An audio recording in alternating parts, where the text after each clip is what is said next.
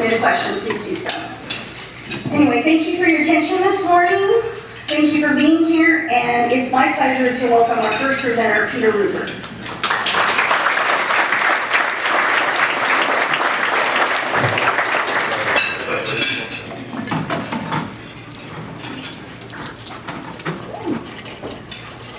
Thank you, Valerie. Thank you for coming, everyone. It's a beautiful day. This is me. I'm a professor of economics at UCSB, chair of the economics department, and I also direct the laboratory for aggregate economics and finance with our Nobel laureate, Finn Kidlin. And if you look at this slide for a second, I know it's something you're thinking, especially Kevin Walters. There is no such word as inequality. So don't make fun of me. Because there it is. So there's a definition of inequality. Number one, equality being unequal or uneven. The condition of being variable. Things that get affected differently by things. By the way, if you look this up in Merriam-Webster, you won't see it. We put it together, made it look like it was a real definition. But the reason I want to talk about this word, inequality, is because inequality has this weird connotation that things are unfair. And what I want people to understand is that there's lots of inequality in the world all the time. Things change, but there's lots of inequality going from the national level to the local level. And I think you're going to see some slides that are going to really sort of change the way you think about inequality, I hope. So, no one here from Merriam-Webster, not going to tell on me, are you, that I use their logo. So here's the big picture. And I used to put this up and not be worried, but now I get a little more worried when you look at this picture. And what is it? It's real GDP, that's gross domestic product. Gross domestic product, as you know, is the output of goods and services produced in the United States. This is a standard measure across the world of how we sort of think about the health of an overall economy. By the way, it's also income. So it's the same thing as real income. Real means that we got rid of inflation. And then, of course, you know I took logarithms. It makes this thing a straight line when I take logarithms. And I look at the growth rate over time. This goes back to 1929. And basically it says, if you look at this line, what a straight line in logarithms means is a constant percent change. Exactly what it means. The red line means that on average we grow about 3% per year. Every year we've done that. A couple things stand out. I used to say a couple things, now 3 things stand out. First, you can see the Great Depression. The Great Depression was massive, it lasted 10 years. You see the World War II, and then you see just some wiggles. And this is the Great Recession that we just went through. And you can see that it's not on that line. And it's not even getting closer to the line, it seems like it's getting farther away. And one of the big things that we need to do as an economy is get that thing back on that red line. Now you might say, why is it not on that red line? Well, is it because we can't produce enough stuff anymore? We're not good at it anymore? I don't believe that. Is it because of something about our political institutions and some decisions that were made? Could be. If there's hope, and I think there is hope, because if I take this line and go back to the 1800s, it's the same thing. And it gives me hope because when you look at this picture, you really can't see any good or bad presidents.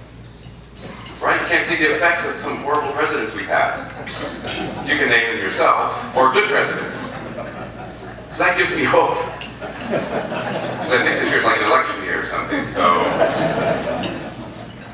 Anyway, the goal is to get back on that red line. And it's a bit of an issue.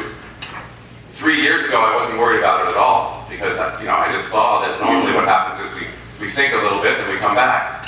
But this is yet to come back, so it's something we have to keep an eye on. So now I want to talk just a second about the Federal Open Market Committee. This is the Fed. They met April 27th, 26th and 27th. And what they did was, they basically removed concerns about the global economy and financial concerns. It was one sentence in the earlier report, say consumption spending is moderated, and they painted a slightly weaker picture compared to their meeting back in December. So they said the economy has basically softened a little bit. And the result, they did not change the Fed funds rate. The last time they changed the Fed funds rate was in December, and in my view, going forward, there was enough weakness in the economy that they're probably not going to change it again this year, is my guess, unless something pretty drastic happens. Now, why do I say that? Well, first of all, they removed global concerns. So this is a picture of real GDP around the world. They removed global concerns, so do I. They can do it with just a strike of the pen, I just did it with a little click. So now you can look at the US and you think, okay, the US is doing pretty well. By the way, if I go back and show you this, the US is the highest one up there. We're doing better than almost every other country in the world in terms of growth. That's our picture. And now what I want to do is say, are we growing well? Are we growing strong? I just showed you we're probably growing the strongest around the world, especially with the bigger countries. So now what I'm going to do is I'm going to show you what a business cycle looks like. And I'm going to do it for many different cycles. So what happens here is, I'm going to put everything at 1, just at the peak before the recession. So just when we're at the peak in the business cycle, just before we go into recession, I'm going to label this 1. And then I'm going to follow the economy quarter by quarter as we go. So there it is, GDP falls, starts to grow, comes back. And what that picture tells you is that after 34 quarters, which is a lot of years, it's like more than 8. So what that says is, we're now 10% higher than we were at the previous peak. Now, that seems like a good thing, but what if I do this for all the other business cycles going back to 1960? That's what those look like. And what you can see is this is the weakest growth we've ever had coming out of a recession. Typically, we're up to 20% higher, sometimes even 30% higher by this time. And you should know that this recovery is getting a little bit long in the tooth as well. That is, you can start to see in this picture some of those other lines start to come down again. That's when a new recession happens. So we're getting a little bit long in the tooth in this recovery. Recoveries can go on for a long time, of course, but this one just says that our growth has been incredibly weak. Again, that picture I showed you says we're not back to that trend line yet. And this is another evidence of that. So since the Fed came out with their report April 27, some new data has come out. Number 1, GDP report. 0.5% growth. It's been happening every first quarter, which we'll talk about. Non-residential fixed investment, buildings, commercial structures, etc., quite weak. Fell by 5.9%. Residential fixed investment, housing, grew by about 14.8%. Real personal income, the Fed said was pretty strong. I put strong-ish for 3.8%. And this morning, the employment report came out, 160,000. So that 160,000 looks like this. This is GDP, and in GDP you can see the report that I just mentioned. We grew at 0.5%. First quarter last year we grew about 0.5%. First quarter before that we shrank. And so one thing that gives, I think, the Fed pause is basically that we seem to not do well in the first quarter. Second quarter is good, and then we kind of falter. Then we do better, and then falter. If these first quarters had been stronger, my guess is the Fed would have been raising rates already. But it's not. It's just they start to look good and then bam, it gets bad again. This is the employment change I just mentioned, and not only is it 160,000, so these red dots, so the way the Bureau of Labor Statistics works, the first is a first estimate. And they say, okay, according to the data we currently have, last month, employment went up 160,000. Next month, they're going to revise that because they get more data. And then the third month, they revise it again. So what you see here, the red dots are the first estimate, the green is the second estimate, and the height of the bar is the third. So what happened this morning, 160,000 for last month, in April. They revised down May, and they revised down March, they revised down February. So the report was a fairly weak I put strongish. I mean, if it was 100, I would have said really weak. If it was 250, I would have said strong. So it's kind of nothing. Again, so the Fed is going to look at this and say, you know, the economy's not really picking up like we want it to. This is a picture of the unemployment rate. I put two unemployment rates up here, which is something you hear about. The blue line is the standard unemployment rate that you hear throughout. It's the headline number. It's just called the unemployment rate. You can see it's been declining. The red line is what's called U6. U6 is a different measure of unemployment, which basically tries to account for marginally attached workers. Workers who kind of want a job, but they stop looking maybe because they're frustrated. And you can see that's also been coming down. So the Fed, I think at this point, believes that the unemployment rate is about as low as it's going to get. So the economy is kind of doing well in those terms. This is something that I talked a lot about before, but this is the employment to population ratio. The employment to population ratio is exactly what it sounds. It's the number of people employed divided by all the people that could possibly work. That is over 16 up to whatever. You can see that it grew tremendously starting in the 70s. That's female labor force participation. Those are women entering the labor force. And then you can see around the year 2000, it started to decline. And now it's down to a very, very low level. A level that we haven't seen since going back to 1980s. Now the problem is that we don't really know what this number should be in a big way. That is, I can't tell you if it should be up here, that is at 62 or 64%, or really should it be at 58%. That's something that we don't have models about, so it's hard to describe what I'm thinking about that, but the idea is this is just different looking. And it's again something that the Fed and markets are a little bit concerned about. This is what I mentioned about fixed investment. This is non-residential and residential. You can see that residential picked up a little bit, and non-residential fell. They kind of going in opposite directions, which they do from time to time. Why this slide? Because it looks so ugly? It's because it's very volatile. Don't look at just one number. One number, look at this thing jumps all over the place from quarter to quarter. So you want to sort of look for patterns. One pattern that is evident to many who look at this data is basically that before a recession, and these blue bars are recessions, that's called by the NBER, before a recession, housing falls. So it's been typically true since going back to the 1950s that maybe 2 quarters before the recession hits, housing market falls. So it's been called a leading indicator. It happens, not every time. So again, be careful of that. But that's looking pretty good. This is real personal income. This is your income in real terms, the growth. You can see the Great Recession. Real incomes in the US fell by about 5% in real terms. What does real terms mean? You're 5% poorer. You can buy 5% fewer goods and services. Now you can see it's pretty strong. We had about 4%, went down a little bit, but now it's picking up again. This pattern here for the last year or so is good. It's quite strong. This is real average hourly earnings. Again, the same thing. Looks quite strong. We had some negative growth, and then it's picked up, and the real earnings are high, around 2%. Now, this is something that we should be careful about, because if you look at this picture, this is what are called, these are nominal earnings. So what are nominal earnings? This is just like $8 an hour, whatever it is, not adjusted for inflation. This paints a slightly different picture, which is, it's been steady at 2% going back to 2009. And because we have a little bit of an uptick here, but the reason that we got this increase in real earnings is because inflation was so low.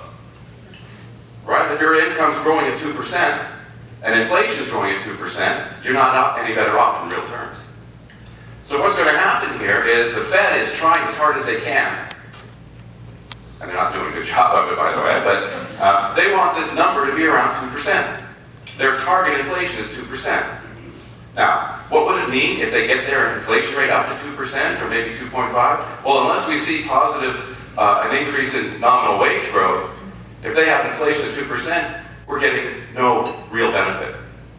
So they're trying, like I said, to get up there. And again, our goal is to get this number higher. That just means you gotta work harder or something, or I don't know what you need to do, but the Fed can't control that one.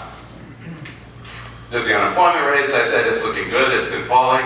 You can see the Great Recession. when we had, when California had over 12% unemployment, now we're all down to about 4 to 5%. So like I said, the labor market in these terms is what the Fed would kind of call the labor market is at its natural rate. So they're looking at this and saying, okay, labor market's fine. So now I want to move to this inequality issue. And by, again, inequality, I want you to forget about that word inequality. Just realize that things are different. I'm going to talk about this and I'm going to break down the national averages so you can really see differences across the country, across California, and even across our county. I'll do that for unemployment, earnings, and a little bit on housing. So in case you don't know, this is a map of the United States. County by county. So this is every county in the United States. Now I'm going to show you what happens to the unemployment rate year by year. So what this happens is, red means bad. I'm going to play it again, don't worry if you missed it. Red means bad. So what's going to happen here is, I'm going to go back and we're going to start in 2006, and then we're going to look at how the unemployment rate changed since 2006. Ready? So red is bad, don't forget that.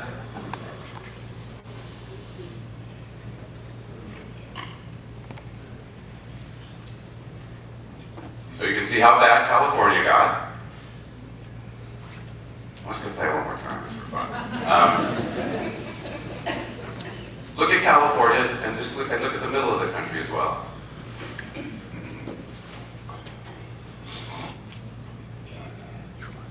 There was virtually no red in the middle of the country.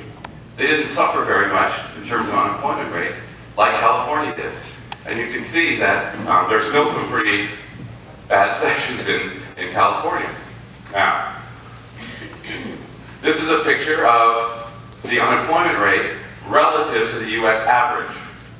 And what I mean by inequality is that you can see that in the center here of California, unemployment rates are still more than 4% higher than the national average, county by county. You can see in the middle of the country, things look really good. Unemployment rates are all lower than the national average. And then there's a little red here and here, but a lot of the red is here. So again, this shows you the huge differences across counties in the United States. Well, how about wages? I mentioned before that wages were growing. We can do the same thing for wages. Again, red is bad. These numbers down here, if it's really red, it's less than 40% compared to what of the US average. Really blue means it's 40% above the national average. So this is just the weekly wages. You can see, as you might have guessed, wages are really high in Silicon Valley. They're high here. They're low here. So even though we saw a lot of wage growth in the middle of the country, you can see that the wages are lower relative to the US average. So what does that mean? This is called a Gini coefficient. A Gini coefficient, not the bottle kind of Gini, but this guy was named, his last name was Gini. He came up with this in the 1900s. It's a measure of inequality. And this particular Gini coefficient is inequality across states in the US. So what it says is the blue line is for the entire United States, and you can see that across counties in the United States, inequality has not changed very much. The red line is California. California has become much, much more unequal in terms of earnings. What that means is that, take Silicon Valley, for example, which I think is all generated by Silicon Valley, basically. Huge wage growth in Silicon Valley, not much wage growth in the middle of the state, and therefore you get an increase in inequality. I said inequality this time for a reason, because people think it's unfair. And we're going to talk more about that in a second. To me, this is just inequality, but we'll talk more about that. This is a picture of Gini coefficients across California. Light blue means very equal. Dark blue means very unequal. And again, even through counties in California, you can see San Francisco, Santa Clara, etc., very unequal. Santa Barbara turns out it's unequal. The middle here, pretty equal in terms of earnings. Okay, so this is what I meant by inequality, that things are much, much different even within our state. Well, now let's look at wage growth. I just told you that wages were low in the middle of the country, and then they were high in the income growth, but they're still, wages in the central United States are just very low relative to the coast. So even though they've grown a lot, you think that we should see less disparity, less inequality. And that's why we've had this sort of flat line in the US. So this is a picture of real hourly mean wages in the United States, California, and Santa Barbara County. And you can see they all sort of track each other pretty well. This last bit here, you see wage growth. So we've had wage growth in the last year and a half or so, and it's been pretty strong.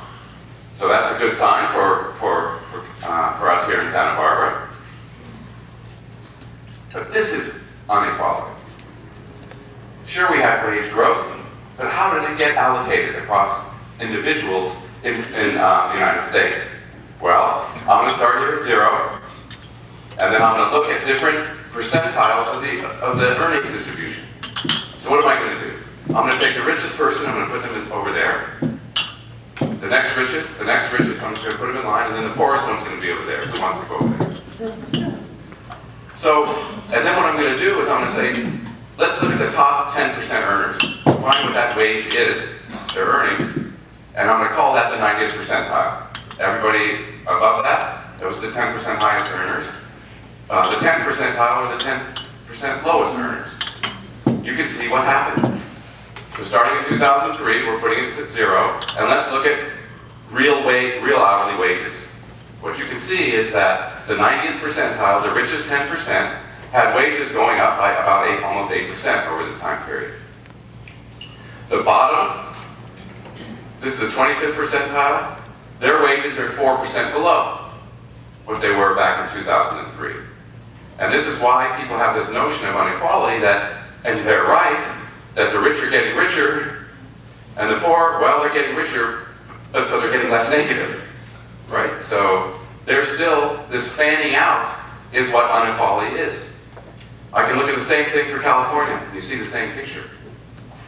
Top 10% doing really well, bottom 10%, 25%, 50th percentile, not doing well. What does this mean? This means that half of the people have wages that are not growing.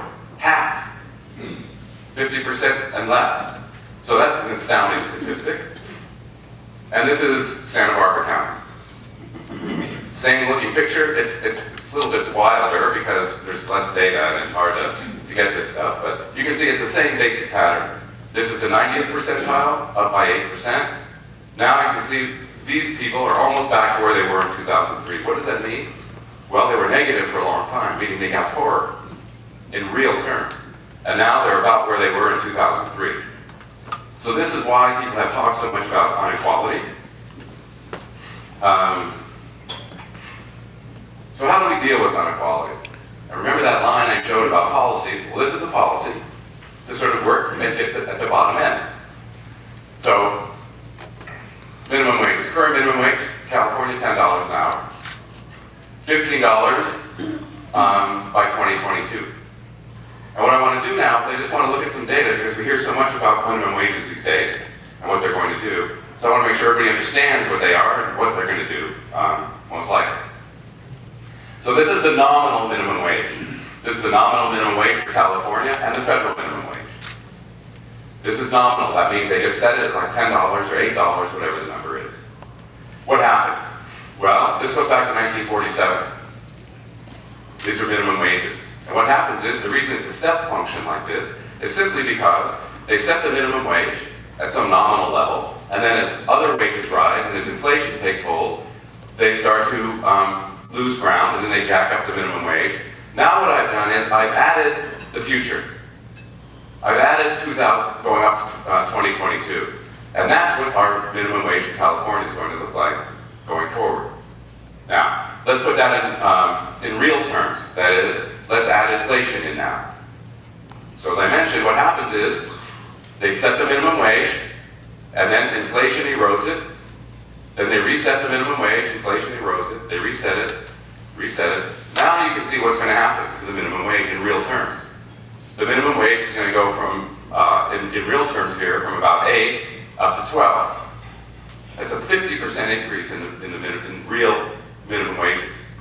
What that means is firms are going to have to pay, in real terms, 50% more for all those workers who are at the minimum wage. That's the biggest increase in the minimum wage in the history of the United States. Maybe back in 1947 when they raised it by a nickel. That was a big percentage change, but it's pretty much the largest increase we've ever seen. So now you might say to me, well, okay, how many people are actually affected by the minimum wage? Well, this is a picture of the percent of people who make at or below the minimum wage. It comes from the Bureau of Labor Statistics. These are wage and salary workers at the federal minimum wage. And you can see that back in 1980, about 12% of people were working at the minimum wage or below. That's been falling over time, and now we're down to about 3.5% of people working at that wage. But this statistic has a problem. So I don't know why they put it up, because it's not really a very good statistic. Why not? Well, first of all, salary workers are not affected by the minimum wage. They may be getting paid per hour less than that, but they're not affected by any change in the minimum wage. So let's just get rid of salary workers. Let's just look at wage workers. So now what you can see, just looking at wage workers, there's fewer of them, obviously, than wage and salary. So now this thing goes lower. However, most states have their own minimum wages. And that become binding, not at the federal level. So let's look at the binding minimum wage by state. And that increases this. So now we have two effects that kind of bias this statistic. And what we do now is just say, okay, let's get rid of those and let's look at it. And that paints a slightly different picture, this blue line, this darker blue line. Instead of being 12%, it's 6% of the population that were affected by the minimum wage. And now it's down to about close to 4%, 3 point something. Right, so this is how many people, by the way, that's a lot of people, 3%, just to let you know. You take 140 million workers, take 3% of that, that's a lot of people. And this is a picture of the California minimum wage, people who are going to be affected. And you can see for us, as I just mentioned, we're going to go from a little under 4% to close to 6 or 7%. So now that's really a lot of workers when we're talking about 6%, something like that. This is a picture, again, of the share of employment by county who's going to be affected by the minimum wage. The lighter blue, the lighter the color, the fewer people are going to be affected by the minimum wage. So guess what? Santa Clara and Silicon Valley, not many people are going to be affected by the minimum wage. Here, lots of people are going to be affected. What are these numbers? You can't see them in the back. 30 to 40% of workers in these dark blue areas are going to be affected by the minimum wage. Now, what's going to happen to those workers? It's a big debate. I have my own ideas, but I'm not going to bore you with them. You have to decide for yourselves, when you think about 30 to 40% of the population being affected by the minimum wage, what that means. Will they lose their jobs? Are firms going to move? There's all kinds of things that can happen. And Henry and Dan will talk a little bit about that probably. Well, who do you think makes the minimum wage? Now we know how many people are going to be affected. Well, you're right. Service occupations. Most people getting paid the minimum wage or below are in service occupations. What's the next biggest? Retail sales. So in these service areas, you can see they're going to be greatly affected. How does that map out to something like Santa Barbara County? Well, this picture basically shows the following thing. This is employment. The width of the bar is the share of total employment in the county. The height of the bar is the growth rate over the last year between 2014 and 2015. What you can see is, in Santa Barbara County, the largest employer is government. 16.9% of all employment is in the government sector. Next highest, leisure and hospitality. Guess what that is? Services. So it's our second largest employment sector, and they're going to be affected by the minimum wage. So let's move to housing. So housing, as you all know, is doing well.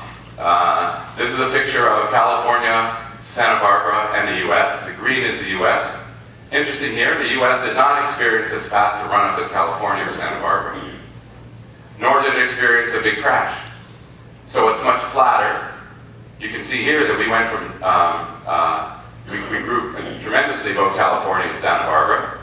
We both fell horribly, down to some 40% less. And now we've been growing, but now you can see we tailed off a little bit. Right in here, we grew really rapidly. And then we kind of tailed off. Here's another way to look at that. This is growth rates now. This is the growth rate of house prices.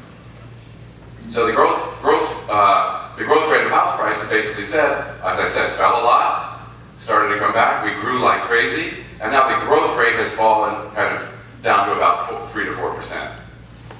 And that seems somehow sustainable, I think. If I told you that house prices were growing at 20%, you'd say, they can't keep growing at 20%, that's just too much. So this seems like the housing market is kind of stabilized. These are inventories. Inventories are quite low compared to what they have been. You can see the huge decline in inventories of houses. So that thing makes the housing sector look a little bit tight.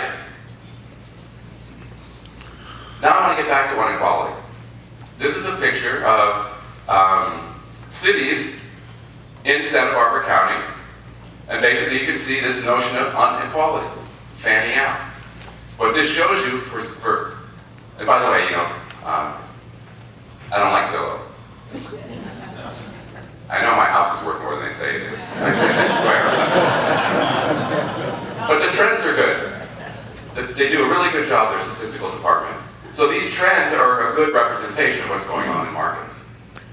So what you can see is there was not a lot of disparity across many areas. So this is Santa Barbara County, Carpinteria, Montecito, etc., Lompoc, Guadalupe. And what you can see is that they all grew, and here they were growing relative to their old values pretty well. They all fell together, but now you start to see a fanning out of house values. That's Montecito. Montecito is now, almost 20% higher than it was back in the previous peak. Right, so there's a big housing boom there. Down here is Guadalupe and Lompoc. They're still at about 40% lower than their pre-recession max. So they're still struggling in those areas. And you can see that fanning out. This is a picture of negative equity and delinquency rates between the north and the south counties. What we have here, you can see, is that, so the dark blue is houses with negative equity. I just showed you that they were still hungry, and that generates into a huge number of homes with negative equity in Lompoc. This is another picture of time series of negative equity, and you can see that, again, Santa Maria, they're all down now, many fewer homes, so that looks good.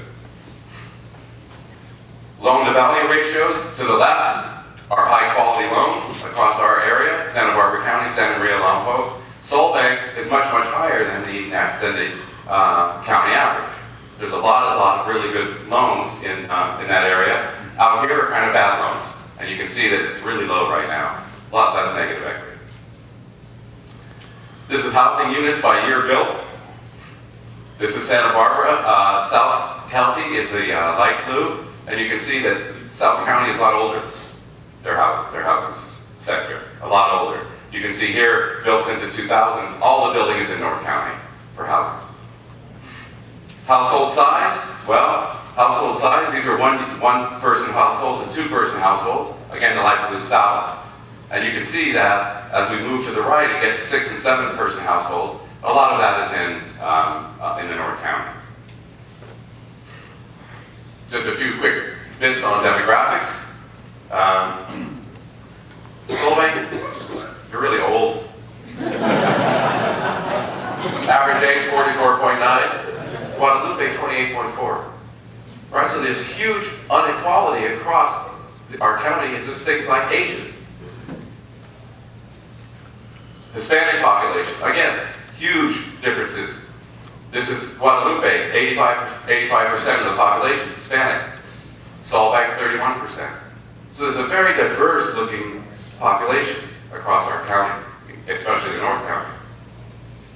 This is the growth rate in the Hispanic population, and you can see that Buellton, Goleta, etc. This is Guadalupe. Guadalupe see no growth in the Hispanic population. They've always been about 85%. Education, this is something that Kevin's going to talk about. If you look at Percent of the population with a bachelor's degree, this is South County, about 25%, North County, about 13%. Huge inequality. I'm running a little bit out of time, so I'll go a little bit quickly. I've already showed you this. This is employment across Santa Barbara, California, United States, all looking good.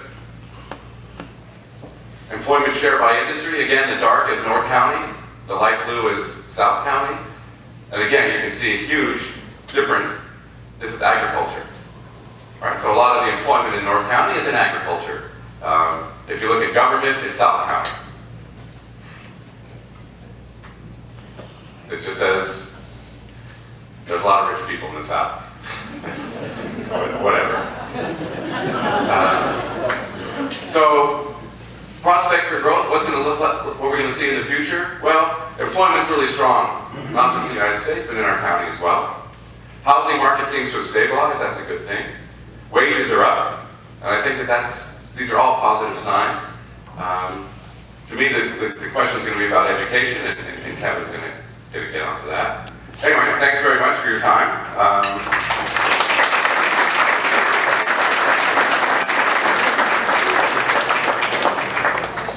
Oh, you're going to collect these cards? Thank you, Kevin. Okay, good morning, everybody. I am going to be rushing through this as fastly as I can. I put this slideshow together the other day, and I ran about 5 minutes late. We're trying to keep on time this morning because we want to get everybody out on time. So all I can say is I'm going to rush through a number of slides. I probably have too many slides to go through, but I wanted to get a lot of information conveyed to you. So for your own safety, please sit down, buckle your seats. I'm going to run through this as quickly as I can. Basically what we're talking about today is relationships, city financing along with development and how they interact with each other. Although I'm going to be talking about the city of Santa Maria specifically, this is very akin to what happens with other cities on the Central Coast throughout the state of California. We have representatives here from Buellton, from Solvang, from Lompoc, and basically the same things I'm going to be talking about from a financing perspective is equivalent to theirs.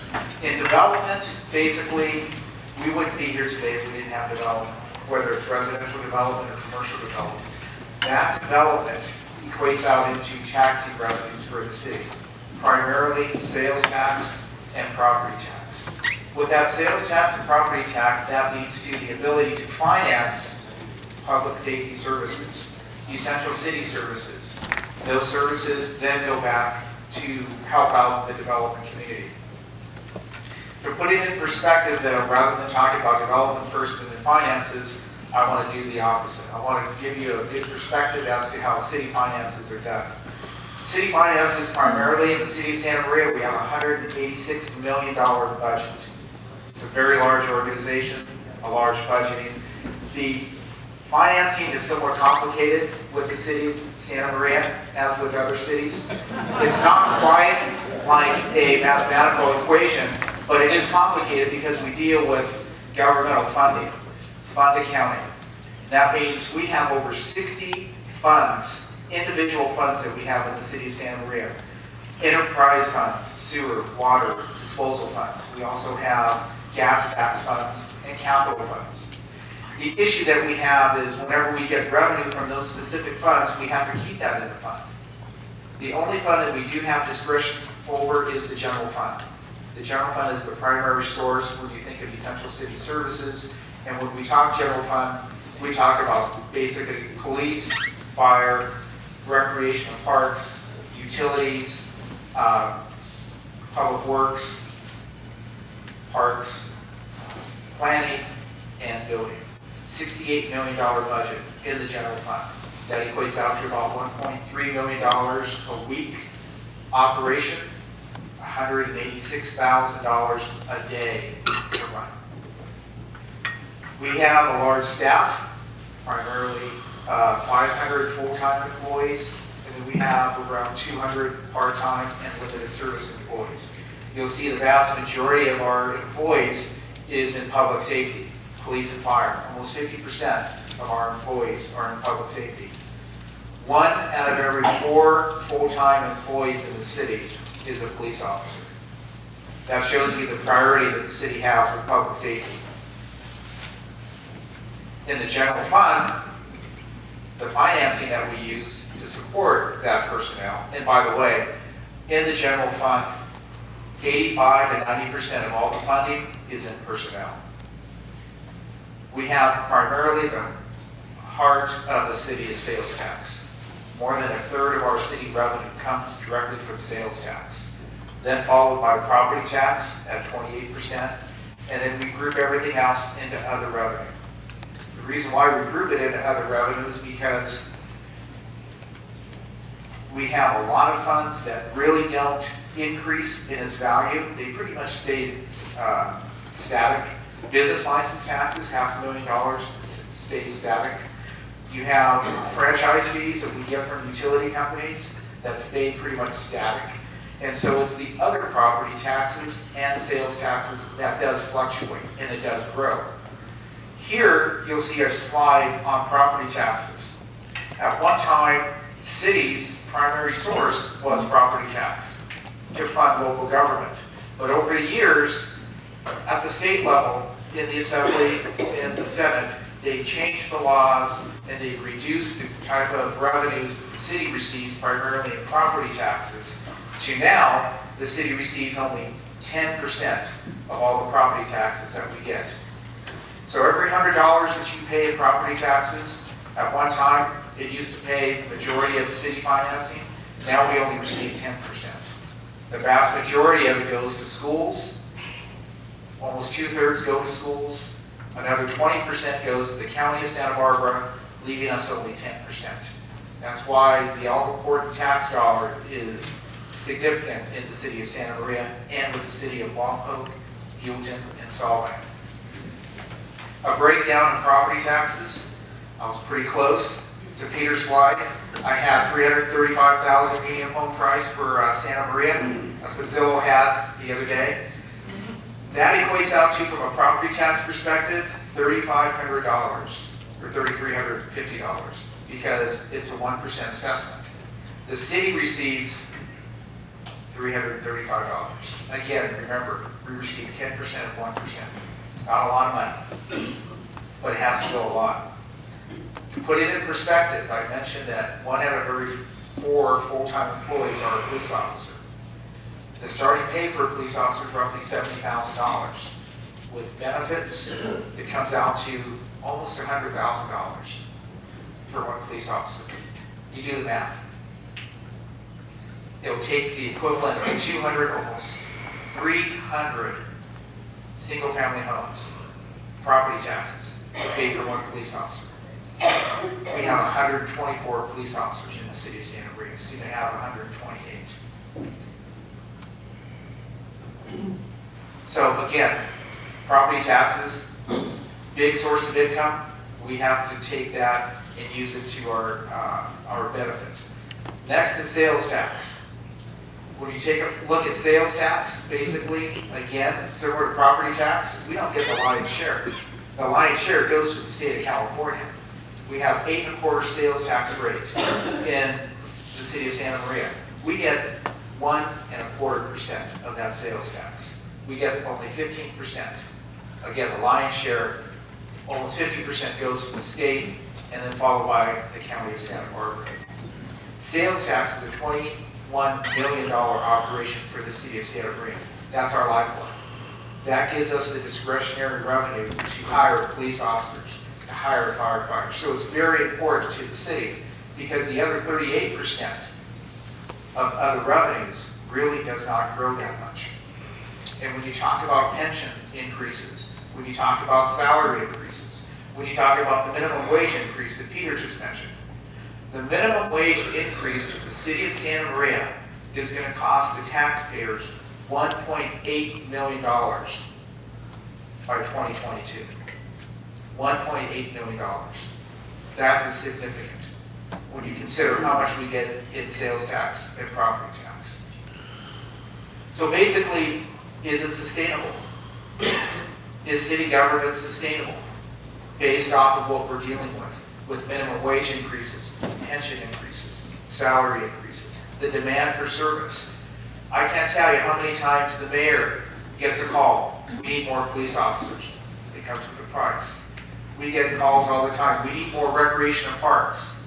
We need more recreational programs. I can tell you, a lot of people don't want to pay for recreational programs, but someone has to. Growth in property tax and sales tax is the only way we're going to be sustainable. And the only way we're going to be able to do that is with increased development. And when I talk increased development, I'm talking increased residential development and increased commercial development. The benefits of development, primarily when you're taking a look at residential development, you're talking about temporary new jobs because they have to construct it. Somebody has to construct a home. So you're going to have new construction jobs going on in the economy that's going to help out the economy with discretionary income. Property taxes, once those houses are complete, you're going to have the property taxes. Albeit it may not be a lot from the city government perspective, but every little bit helps. Also, you're going to have residents that live in those apartments, in those townhomes, in those houses. Those residents will be bringing with them discretionary income to do what? Buy goods, services, so we would get sales tax. However, the downfall of residential development is that there's a demand for city services. We need more police officers for calls for service. We need more firefighters. We need more recreational programs. We need more parks. So there's a downfall, and it's a balancing act that you have to go through. With residential, you take a look at it from a commercial perspective. Commercial development and retail development, you get property taxes, again, because they have an assessed value. You also get, it creates new jobs, and those are probably permanent jobs. You have the temporary jobs that build the facilities, and then you have the permanent jobs. Then you get the multiplier effect. One business sets up shop, they have to do business with other businesses within the community. So you'll have the economic development multiplier effect. And then lastly, the all-important sales tax dollars. That is what we're looking at to be sustainable in the city of Santa Maria, just like in Wampo, Buellton, and Salt Lake. Take a look at some residential development activities. Going back to 2009, we had $30 million in valuations for a lot of the projects that we're looking at. However, from a residential perspective, we only had 2 homes under construction in 2009. Fast forward to 2016, some 7 years later, $120 million in valuations. We have over 1,000 residential units being constructed in some way or form right now in Santa Maria. 732 homes and 680 townhomes or apartments. Plus we have another commercial and industrial developments. Part of the slide is kind of busy, but I just want to give you an idea as to the residential developments that we have right now that are in one phase or another in construction. The map shows you basically the majority of them are in the southwest area in Santa Maria. We have been criticized a little bit for relocating our police department over off of Betteravia and Blosser. However, the growth of the city is in the southwest corner, and we're talking right there, basically, the new police department. Major thoroughfares in 29, those type of commercial centers that we have developing. That's right, we didn't have any in 2009. 2016, we have a number of them coming on board. We're going through conceptual designs right now at Betteravia Plaza, off of Betteravia. We're also dealing with the Broadway Point development, North Broadway, Broadway Prescott, and then also Enos Ranchos, which has taken a lot of staff time to work on, and it's going to be a pretty nice project in the city. Briefly, really quick, the Betteravia Plaza, for those of you that don't know where that is, it's off of Betteravia, close to Blosser. It's approximately 285,000 square feet of retail at the front, about 75,000 square feet of professional office right behind it, and then behind that would be mixed use, multifamilies, units probably right now in the neighborhood of about 270. Put it in perspective, this is our police department right next door. We're hoping to have a coffee shop and donut shop set up. The commercial retail development, Broadway Point, North Broadway, primarily is going to be housed with a Hampton Inn. It's 108 unit Hampton Inn suites. And it's going to also have a Wendy's restaurant. That's an illustration of it. That's taking a look at it. It comes from Presker. Right now, Presker would be right here. The interchange is back here in the background. You have a Hampton Inn, a Wendy's, another sit-down restaurant, and then some retail in the back. And then lastly, we have the commercial retail development, Enos Ranchos. 113 acres. And what we're looking at on that one primarily is residential in the upper off of Battles, followed by a existing auto mall that'll take off of where Santa Maria Ford is. It'll be right opposite of that, have good freeway access. And then we'll have retail down here. We've worked with the elementary school district to possibly locate a new elementary school, followed by a city park. The type of development that we're looking at in Enos Ranchos is a new Costco. We're going to be relocating Costco from its current location to Enos Ranchos. It will also have a fueling island. I believe it's close to 30 pumps are going to be there at that new Costco. We're also going to be introducing a Lowe's store. It'll be right across catty corner from Home Depot. We've been trying to get a Lowe's in town for a while. We're excited about that because we think with Lowe's and Home Depot, the synergy the two will create will start bringing people again from the 5 cities down this municipal area down here. Closest Lowe's we have is up in Paso Robles. Also, we talked about the auto mall that is planned to go in as well too. And then as far as some retail, we're looking at a Petco, Ultra beauty shop, Home Goods is going to be coming in as well. And when I say we, it's not the city, it's the developer, but we're working with them from a planning perspective. So hats off to the developer and his crew for bringing these businesses to town. A Chick-fil-A will be coming to town. For those of you that like Chick-fil-A, unfortunately they're not open on Sundays. Buffalo Wild Wings for you sports fans. And then looking at a Habit Burger. Those are some of the businesses that will be coming and filling up. They also have some other businesses that they don't want to release the names yet because they haven't secured their signing of the leases. So basically that's in a nutshell what we're looking at from a development and the impact that development has, property taxes and sales taxes on city government. It provides us the revenue in order to finance our operations. However, it's not that easy because we have a lot of challenges. And we get those challenges at the state level. California is not a business-friendly state to be in. Coming here this morning, I heard the Java Juice's headquarters out of the Bay Area is moving to Frisco, Texas. Why? They're given free land. They can set up shop. They don't have to deal with the minimum wage increase, and it's cheaper to live. More and more businesses are starting to take a look at relocating out of California than coming to California based off of the litany of all of the various requirements, environmental requirements, business requirements that the state of California has put on local governments, county governments, and then the list can go on and on and on and on. Then you're talking about the assembly bills that basically eats into your paychecks. You're talking about the Senate bills that eats into your paychecks as well too. As I mentioned, increase in minimum wage. That's going to be devastating to the city of Santa Maria. $1.8 million. That's 18 police officers that we could put on the streets, but we're not going to be able to. It's getting harder and harder to attract businesses to California.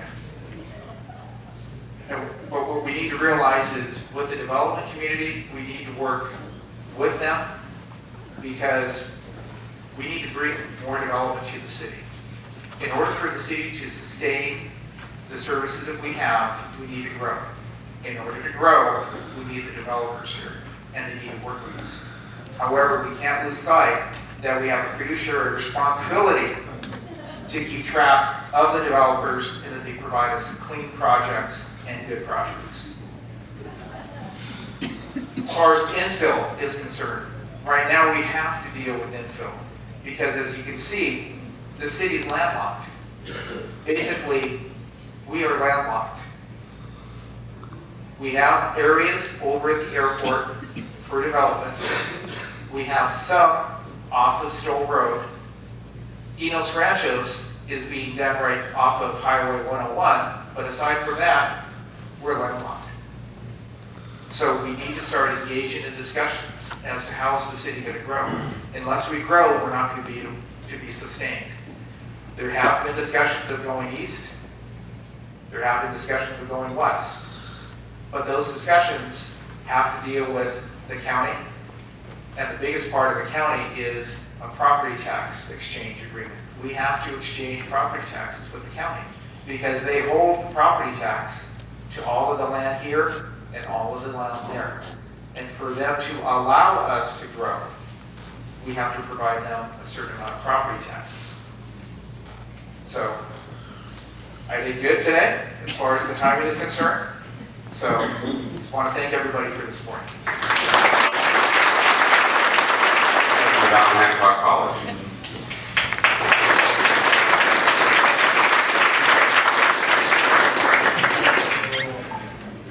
Good morning. John, how you doing? Not bad.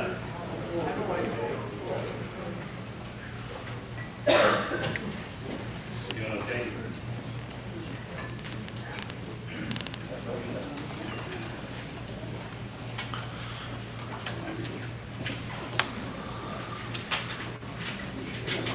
Oh, you're fine. Don't you want me down the microphone like everybody else? A little bit. Thank you. Good morning. This is an important topic for us in North County in the higher education desert. Is a topic I think I might have coined by stealing it from the people who came up with the idea of the food desert. And a food desert is a place generally thought of in an urban area where people don't have access to affordable groceries. People might live more than 2 miles away from a grocery store, or they might not have transportation to get there. If you look in Santa Barbara County, you see that our food desert here, we're better than a lot of the parts of the state. Arizona, you would expect, would be, you get out here, there's not a lot of people there, so. But almost 14% of people in Santa Barbara County don't have ready access to a regular grocery store. That means they're buying their food in McDonald's or 7-Eleven and paying a lot more and getting a lot of really unhealthy calories, and is part of our, this directly leads to our obesity problem. Now, I compare that to some of the problems, and this is similar to what Peter was talking about. It seems like if you look at our median household income, the darker the green the better in the state, it seems like in Santa Barbara County we shouldn't have food deserts, right? We're one of the better households for median income. But when you saw that thing about housing that Peter talked about, the darker the red, the worse you are. Your rent as a share of your income in Santa Barbara County is over 35%. And for those of us who know, when we start talking about inequality, I like that word actually, Peter, and let's start using it, because when we talk about that and we think about the impact of what's going on in North County, we know that the wages are lower in North County, but the rents aren't that much lower. Our students at PCPA and our student athletes who come in are paying $450 a month for one bed and one room. So it's essentially $900 a month for rent per room.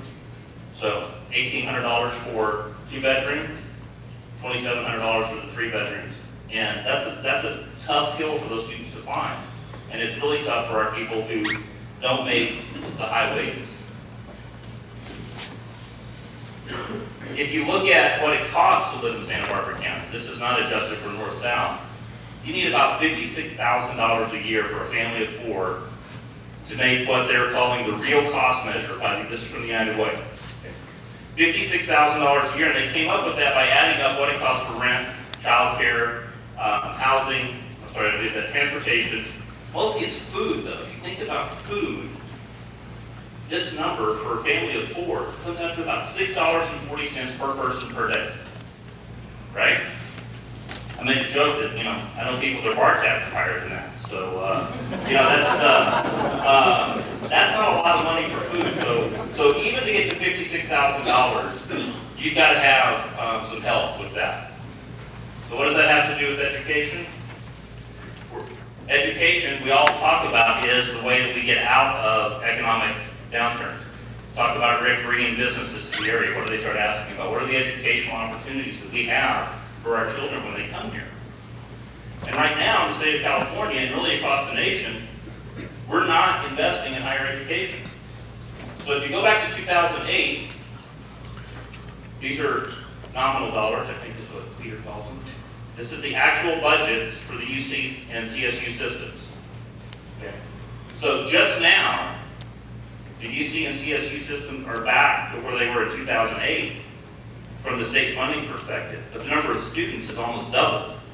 So they're down 40 and 50% in funding per student from the state. How many of you have a kid in college? Okay, you're paying the rest of that. That's why your tuition bills are going up. Not because there's rampant growth in all kinds of crazy stuff that you might read about in the paper. The reason it's going up is because states have stopped investing in higher education. And in these two bars, I adjusted for inflation. I did a very impressive statistical thing here. I went to the Bureau of Labor Statistics and typed in $1 in 2008 and moved it to 2016. Very clever.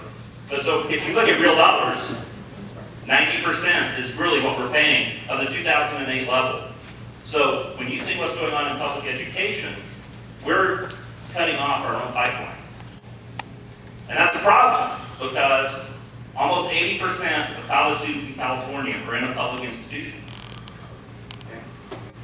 And if 80% of our students are in a public institution, we need to figure out how to help them graduate. Because if we don't have them graduate, we're going to have a shortfall in highly trained workers. So this is where I get really confused is, as a state, we say, man, we don't have enough people earning bachelor's degrees. How can we do that? Well, we'll build these pipelines, but we're not going to fund the pipeline. We're not going to ask for colleges to expand. And one of the little-known secrets is we don't get to decide how many students we have. Not as us in the UCs and the CSUs. The state says to Allen Hancock College, you're supposed to have 9,400 students this year. Here's your funding for 9,400 students. If we bring in 11,000 students, all of the fees that those students pay goes back to Sacramento and gets rolled around and redistributed to other schools. We don't get to keep that revenue. If you go to other states, colleges are allowed to use tuition to keep money on campus. So that's why you start to see things like the UCs bringing in a lot of out-of-state international students. Because that revenue does not go into the general fund. That actually allows us to expand some access for California students. So it really creates a problem when we're not allowed to expand capacity to what we need. So one of the ways in California we tried to make the pipeline work a little better is we have what's called the associate degree for transfer. The associate degree for transfer is supposed to provide a student who earns one of these degrees. There's a 60-hour set of courses you take. The student comes in as a freshman and they know, if I take these 60 hours, I'll get an associate degree for transfer, and I'm now guaranteed admission to a CSU. Now, what CSU doesn't really make clear is you don't get to go to the CSU you want to go to necessarily. And in San Diego right now, they're really struggling because there are a lot of community colleges in San Diego where students are getting associate degrees for transfer, and San Diego State is saying, we don't have a spot for you, but there's a spot for you at Stanislaus. You can imagine how that goes over, right? So it's a better process. So we know these students, and once they get in, once they're accepted, when they get in, they're guaranteed that they can take another 60 units and graduate. So the students who get in are graduating. It's a great idea, it's a great program. It's taken a huge amount of work between faculty at the community college level and faculty at the CSUs to make this work. One of the things for us, this is where we start to get to this idea of the higher education desert. Cal Poly does not participate in this program. Okay, Cal Poly is a unique component of the Cal State University system. So if you get an ADT from Allen Hancock College, the only thing it does for you at Cal Poly is they do a first run of ranking students for admission, and then they do a second run. And in that second run, you get a little bonus point added to your score in that second run. So it could help you, but it doesn't give you that admission that you might want. So this is a new program. The state didn't even exist in 2010-11. We're up to 146 students who've been awarded an associate degree for transfer. So we're off to a good start, and our counselors are working with our local high schools. We're explaining this to the new high school students. Yesterday we had high school counselors on our campus from all of the school districts in our service area, and a couple in Nepoma, but don't tell Gilsburg requested. But they came in so that we can explain to the counselors at the high school level how students can progress. Overall, we're doing pretty well. We're passing out about 1,200 associate degrees a year, and this doesn't count all the certificates that we pass out. We have a lot of certificates. Jillian's here from ECPA. We have a 2-year program there that results in a certificate that students go out and get employed in the entertainment industry very highly. So we're okay with that. But here's the problem with our desert. The more red the dot is, these are 113 community colleges across the state of California. The more red the dot is, like this guy way up here, this one over here, that's the farthest they are from a CSU. Okay. So if you're more red, you're further away from a CSU than a school that's blue. The larger the dot is, the bigger the school is. So you can see there's a lot of dark red dots and some orange, that's Lake Tahoe. You know, there's some, but those are little dots, right? You look at Cuesta and Allen Hancock College. Those are fairly big dots that are more than 100 miles away from the closest CSU. In fact, there are only 4 colleges further away from the CSU than Allen Hancock College. One of them's Cuesta. And I did my best. I even had them going to Bakersfield. I was hoping that would get them closer than us, but it didn't work.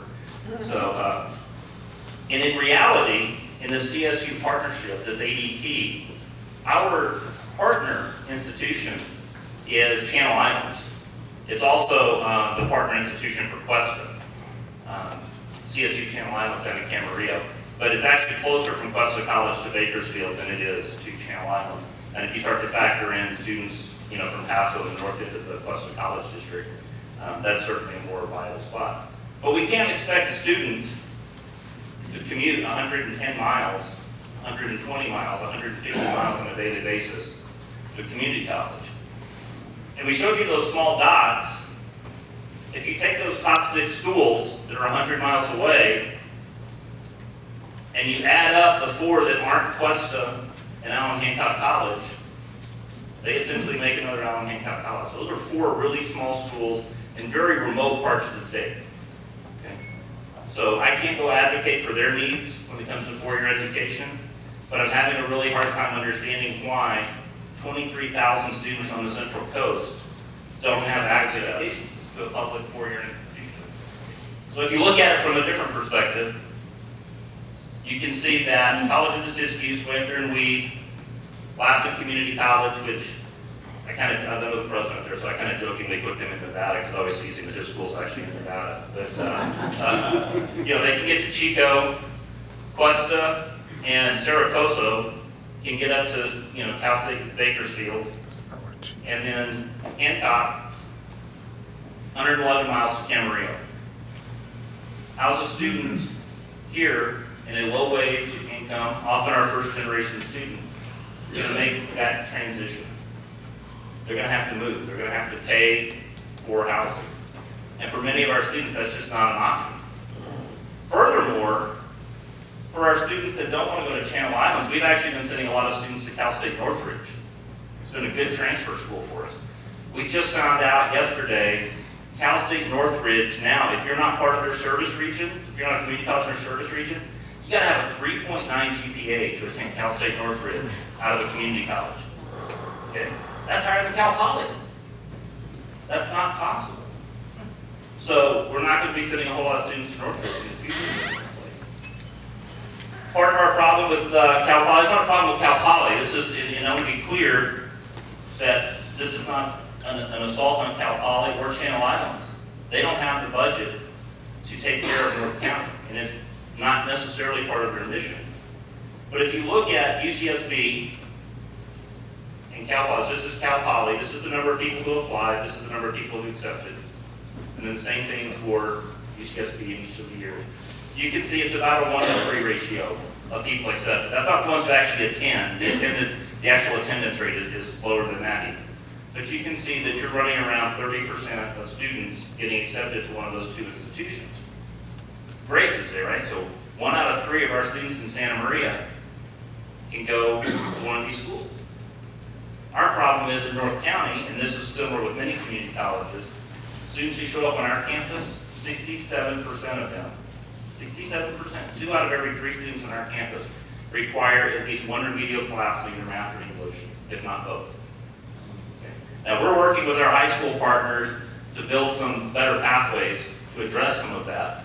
But you got to, we're talking about a substantial number of our students in North County who will not even be considered for that 1 out of 3. They're coming to Hancock if they go anywhere. Hopefully they're coming to Hancock. We'll talk about that in a minute. The good news is, once we get them here, we just got this data yesterday afternoon. You can see this blue bar. This is the acceptance rate of transfer students to Cal Poly San Luis Obispo. This shows you 4 years in a row. We were the highest acceptance rate.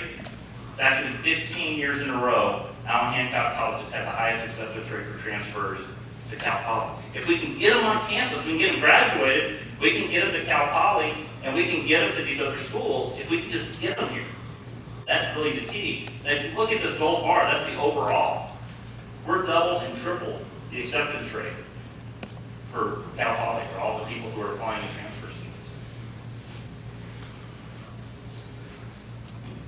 If you look at the 3 colleges that make up Santa Barbara and San Luis County, and how many we're transferring to all CSUs overall, you can start to see that we have Hancock is only accounting for about 20% of those students.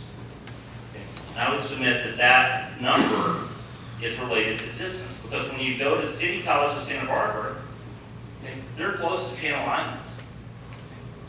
Many of the students who are local students at Santa Barbara City College live in Park and Green. So commute to Channel Islands and Camarillo, still difficult, but not impossible.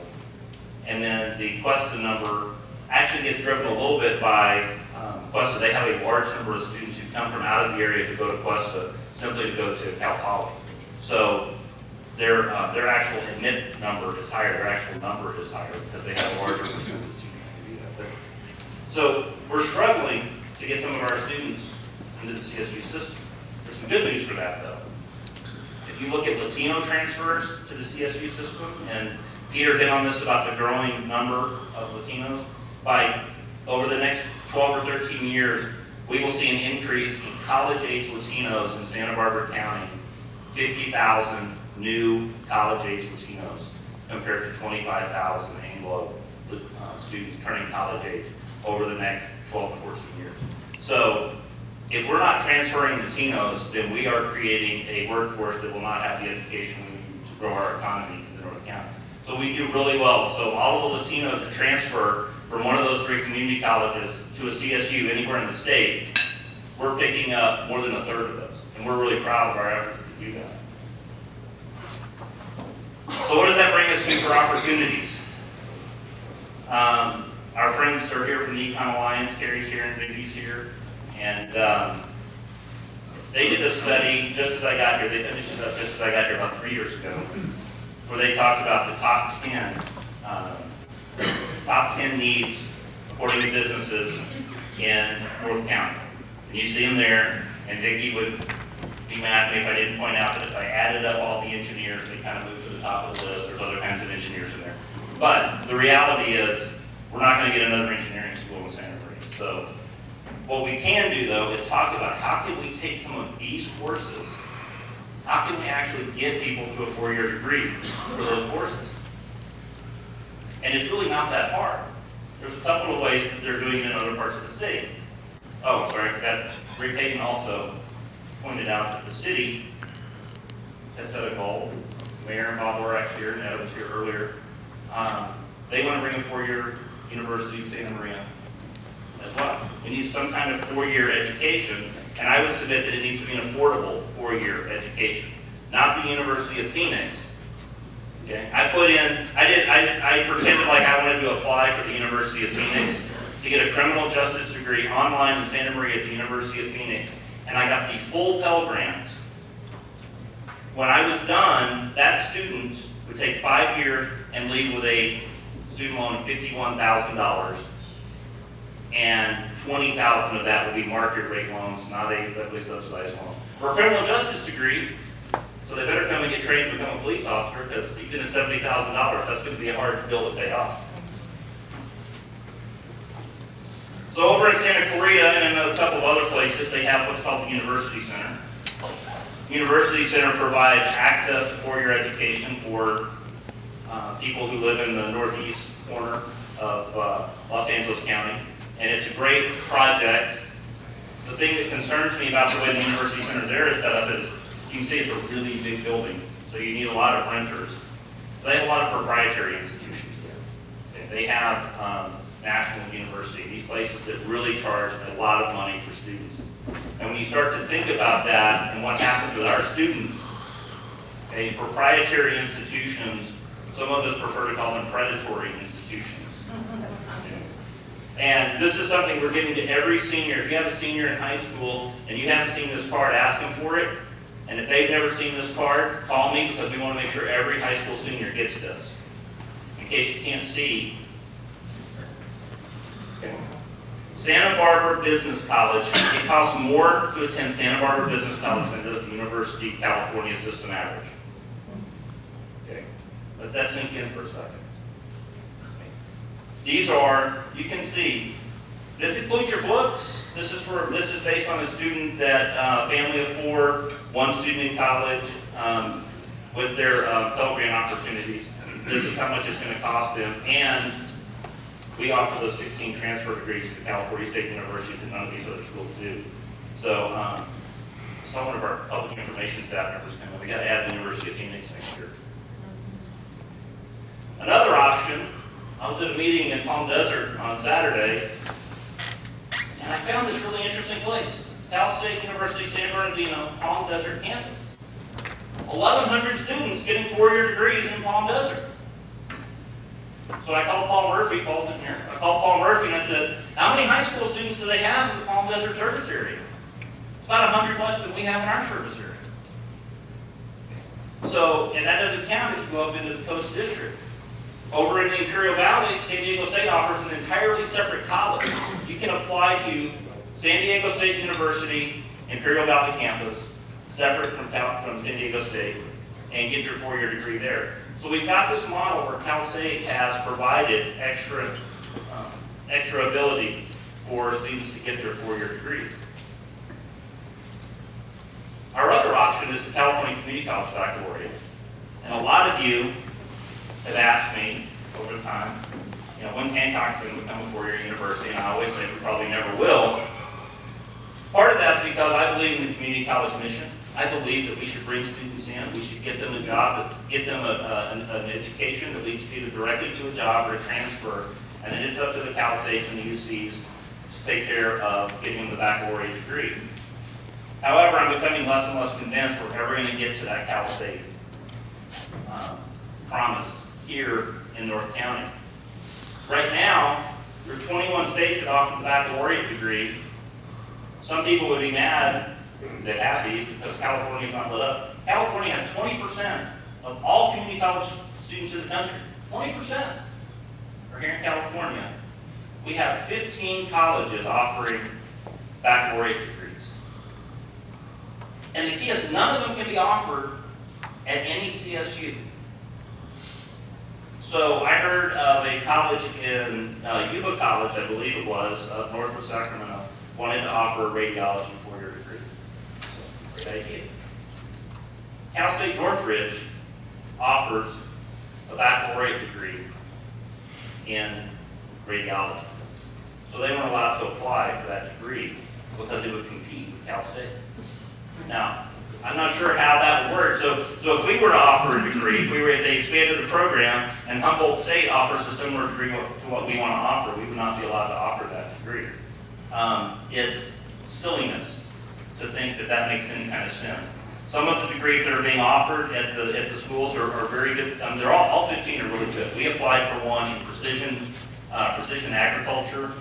We got really good feedback on it, but it was not one of the 15. One of the 15 was equine, a four-year degree in equine studies. There's a college offering mortuary science. Some real high-paying jobs, I guess.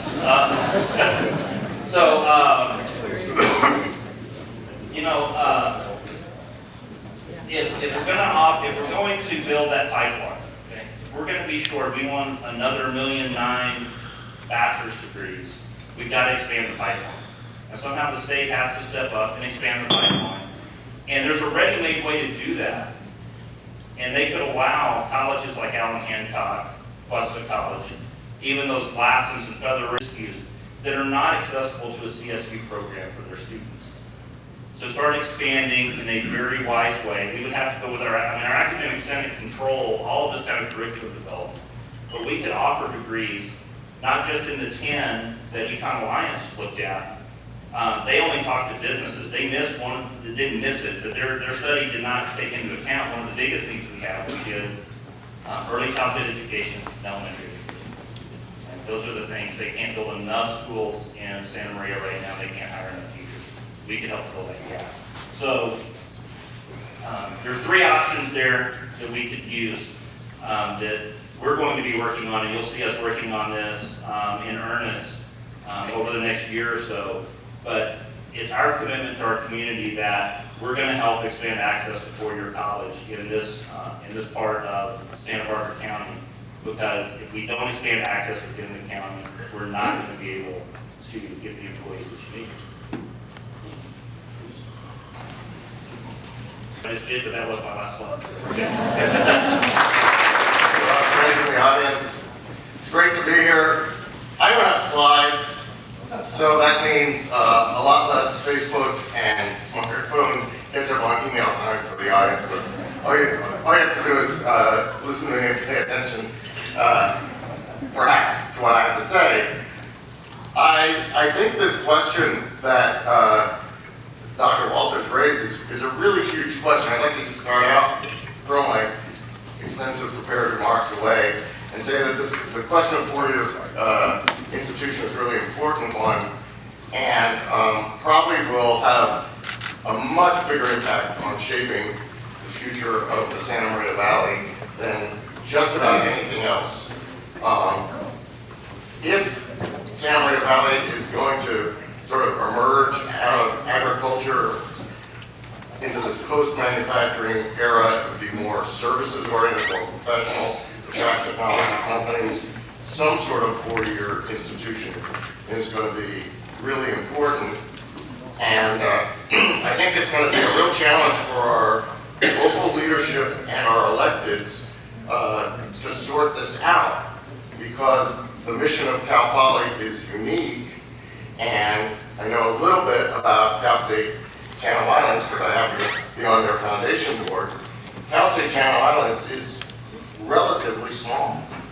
It's fewer than 5,000 students. And it too has been capacity constrained. We aren't allowed to grow at anywhere near the rate we were told we were going to grow at when the university came out of the ground in 2000. However, there are some interesting things about this situation. One, State Channel Islands is very good at startups. We started in the old California Mental Hospital in Camarillo.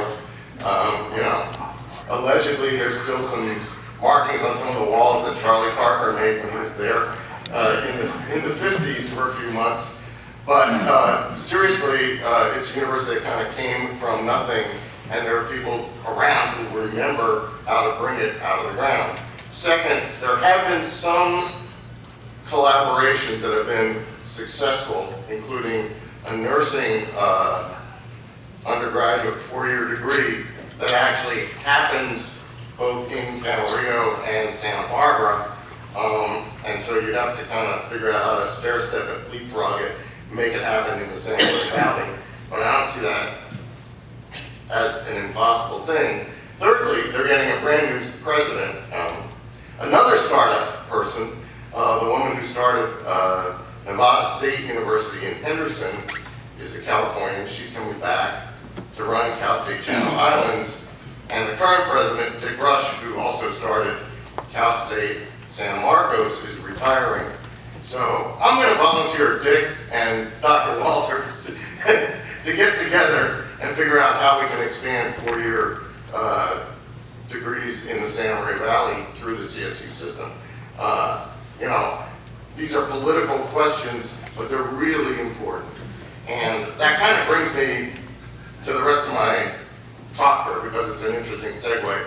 I did want to talk a little bit about financial services, a little bit about technology and software, touch a little bit on women in business, because there seems to be something happening in Santa Barbara that's a little bit different. And then talk about something we spotted in the data about unemployment that has some potential and some risk for the region. So we'll just kind of dive right in. You know, we don't always crunch the numbers, but we do get to observe a lot of things, and we do get to talk to a lot of folks other than the Central Coast. So one thing that concerns me about this relatively slow growth in the economy, and maybe Dr. Rupert has some thoughts about this, or I had a chance to ask him a question. One of the things that we've seen since the Great Recession is, just as we've hollowed out the middle class of the economy, we've kind of hollowed out the middle class of the banking industry. And whereas the Central Coast had sort of half a dozen fairly large locally based institutions, for example, you know, we have Heritage Oaks, and one is here, we have Montecito Bank and Trust,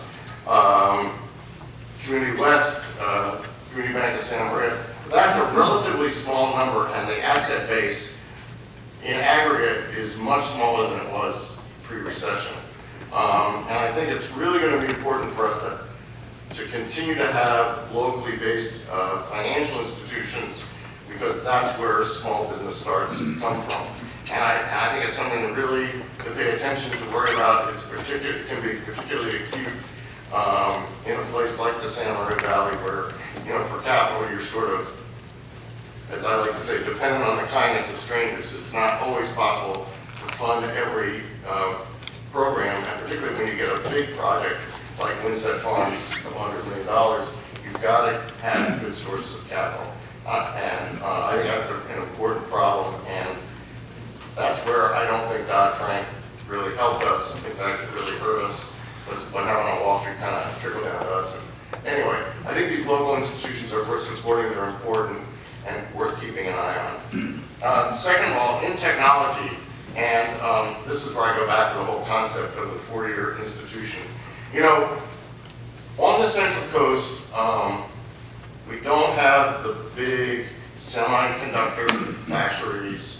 We don't really have those 10,000 or 15,000 huge space station campuses like Google or Apple. But we are very, very good. I mean, incredibly good at certain things. One of them is designing, and I just learned about this, something called hybrid semiconductors. And these are very specialized semiconductors that go into sensors, they go into satellites, where benefit in North Santa Barbara County is because we get to launch these things. But actually, the little chips that run a lot of these sensors are designed using technology that comes either out of Cal Poly or UC Santa Barbara or from the companies in Ventura County that specialize in these. And it's pretty amazing what's going on. In fact, in the next generation of alternative energy, you're going to see there's one company, spin-off out of UC Santa Barbara, that is actually using hybrid semiconductor materials to develop coatings for glass, and the actual glass on skyscrapers will generate electricity, and so you can power a building just all by itself. A lot of controls, advanced controls that are running buildings, the so-called Internet of Things, use these hybrid semiconductors because they're very fast, they're very tunable, and you can use them for lots of specialized applications. That's one. Second is software. Software is amazing because software developers can live anywhere. They like to live in places where it doesn't snow, doesn't get too cold, doesn't get too hot like the desert, and the Central Coast has become a place where software companies like to live. Now, initially, in the earliest stages, there were just one or two, and they kind of got sold pretty quickly. It took a long time for the tide to kind of really come in. But the tide on software is really coming in, folks. I mean, Mind Body in San Luis Obispo, a software company working with fitness computers, first non-bank IPO in San Luis Obispo, certainly in my lifetime, and now I'm getting pretty old, so that's a long time. The software industry, I was in Morro Bay. I didn't even know where Morro Bay was. I got up at 4:30 in the morning, sorry, I live in Santa Barbara, apologize. But I got up at 4:30 in the morning, drove to Morro Bay, I'm sitting there, and the city manager saying, wow, we got this kid who's developed some code, he's got some pretty cool stuff. He's gonna occupy 3 buildings with 50 people in Morro Bay. Because he's from Morro Bay, from here, likes to fish. Who knew? You know, likes the oysters that are growing out there. Software is an amazing phenomenon for the Central Coast. And, you know, to attract software companies, you need climate, we've got that. You need great wine, well, you've got that, right? But you need a few other things. You need some place where technology people kind of gather. And that's part of what makes San Luis Obispo kind of interesting. You know, in Santa Barbara, I kind of joke that we have these things called South Coast delis. And if you draw a line, they're kind of like the Trader Joe's of software. If you draw a line within a mile or two of South Coast Deli, you find probably 500 to 1,000 software workers and a couple $100 million in capital.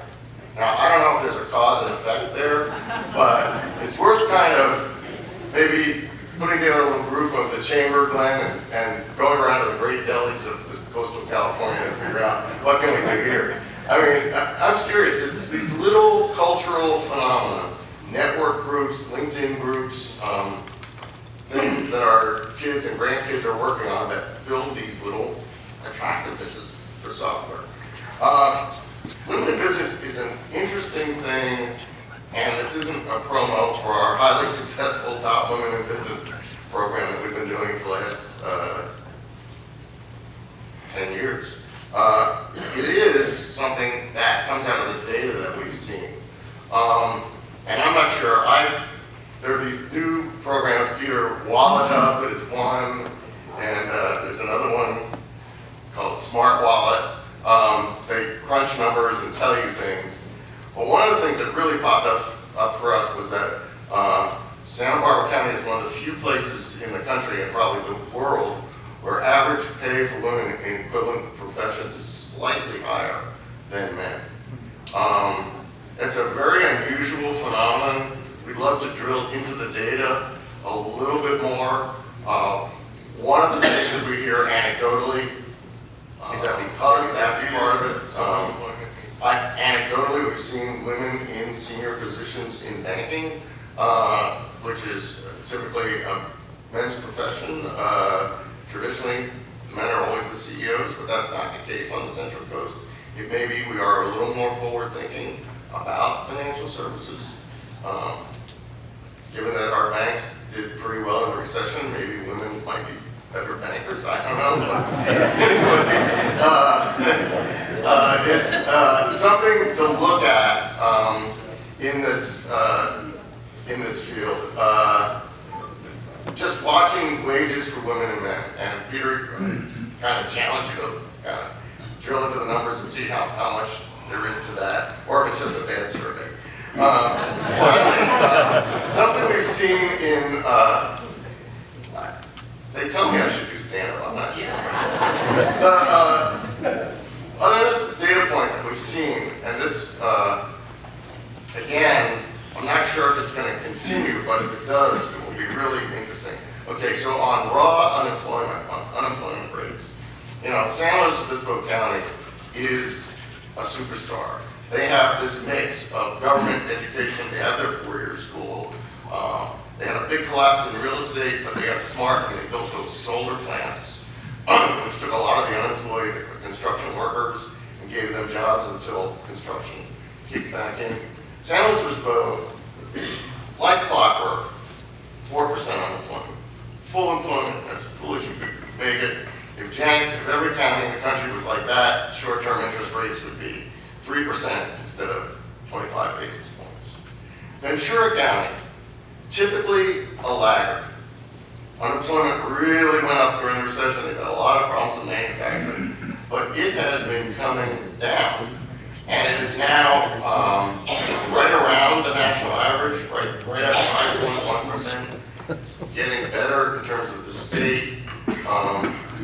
Santa Barbara County was a superstar for years and years and years. In the last 3 months, unemployment in Santa Barbara has been moving up and down, but it's been slightly higher than Ventura County. And we're not sure what this means. Are people getting tired of commuting into Santa Barbara and just taking a job for lower pay in Ventura and driving, or Oxnard or Camarillo, and driving the unemployment rate down? Is there something happening here in Santa Maria Valley? Maybe some slowing in oil and gas because of the pipeline closure that's causing a little ripple effect to the economy. It's highly unusual for us in our 17 years to see the unemployment rate in Ventura County be higher than Santa Barbara County and stay there for more than a month. So I'm really concerned about that, and I think it speaks to finally this need to get this four-year college, four-year public opportunity going in North Santa Barbara County, because I think that in and of itself will kind of give the North County a much better opportunity in the future. I do think the changes that are happening in technology are absolutely real. Okay, thank you very much. Jackson wants something, she gets it. You know? I also was kind of fascinated by this whole idea of four-year college and four-year programs in this area. And a little bit of history, essentially, there's a thing called the Master Plan for Higher Education was passed about 55 years ago, and it delineated the areas of responsibility for states, three systems of higher education: University of California, State College, University System, community colleges. And the University of California was supposed to be the big research institution with advanced degrees in the technical and medical fields, doctors, lawyers, I don't know about lawyers, but in the technical field. And then the CSUs were supposed to be the trainers of the engineers, the teachers, the other professionals with limited graduate degree programs stopping at a master's degree. And finally, the community colleges were to be everything else, basically. The 2-year programs, the transfers, the vocational education deliverers, and so forth. And what's happened is over time that delineation has been breached. The CSU pulled some strings in Sacramento and agreed with kind of vested the University of California, got some limited ability to start offering doctorate degrees. And then, of course, as was described, the community colleges came along, and a few of them offered very limited 4-year baccalaureate degrees. There's a lot of competition among these 3 levels. They're supposed to be cooperative, but if you get into the rough and tumble of Sacramento politics, they're always trying to stab each other in the back, basically. And basically what California needs to do is reconfigure its entire master plan for higher education.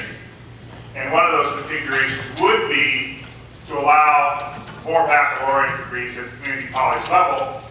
And you think about it, it's kind of a natural progression. My mother turned 100 years old a couple of months ago, and she graduated from a 2-year school in Ohio and became a teacher. In those days, those were called normal schools. They were basically the equivalent of our current community colleges. And the teachers were basically graduates of what are called normal schools. That 2-year school, by the way, Rio Grande College, is now Rio Grande University, offers 4-year degrees. So to a certain extent, this is a kind of a natural progression. And it's probably one that really deserves a complete overhaul of the system to more rationally allocate responsibilities in the higher education system. And were that to occur, chances are, in fact, that you could have 4-year programs here in this area.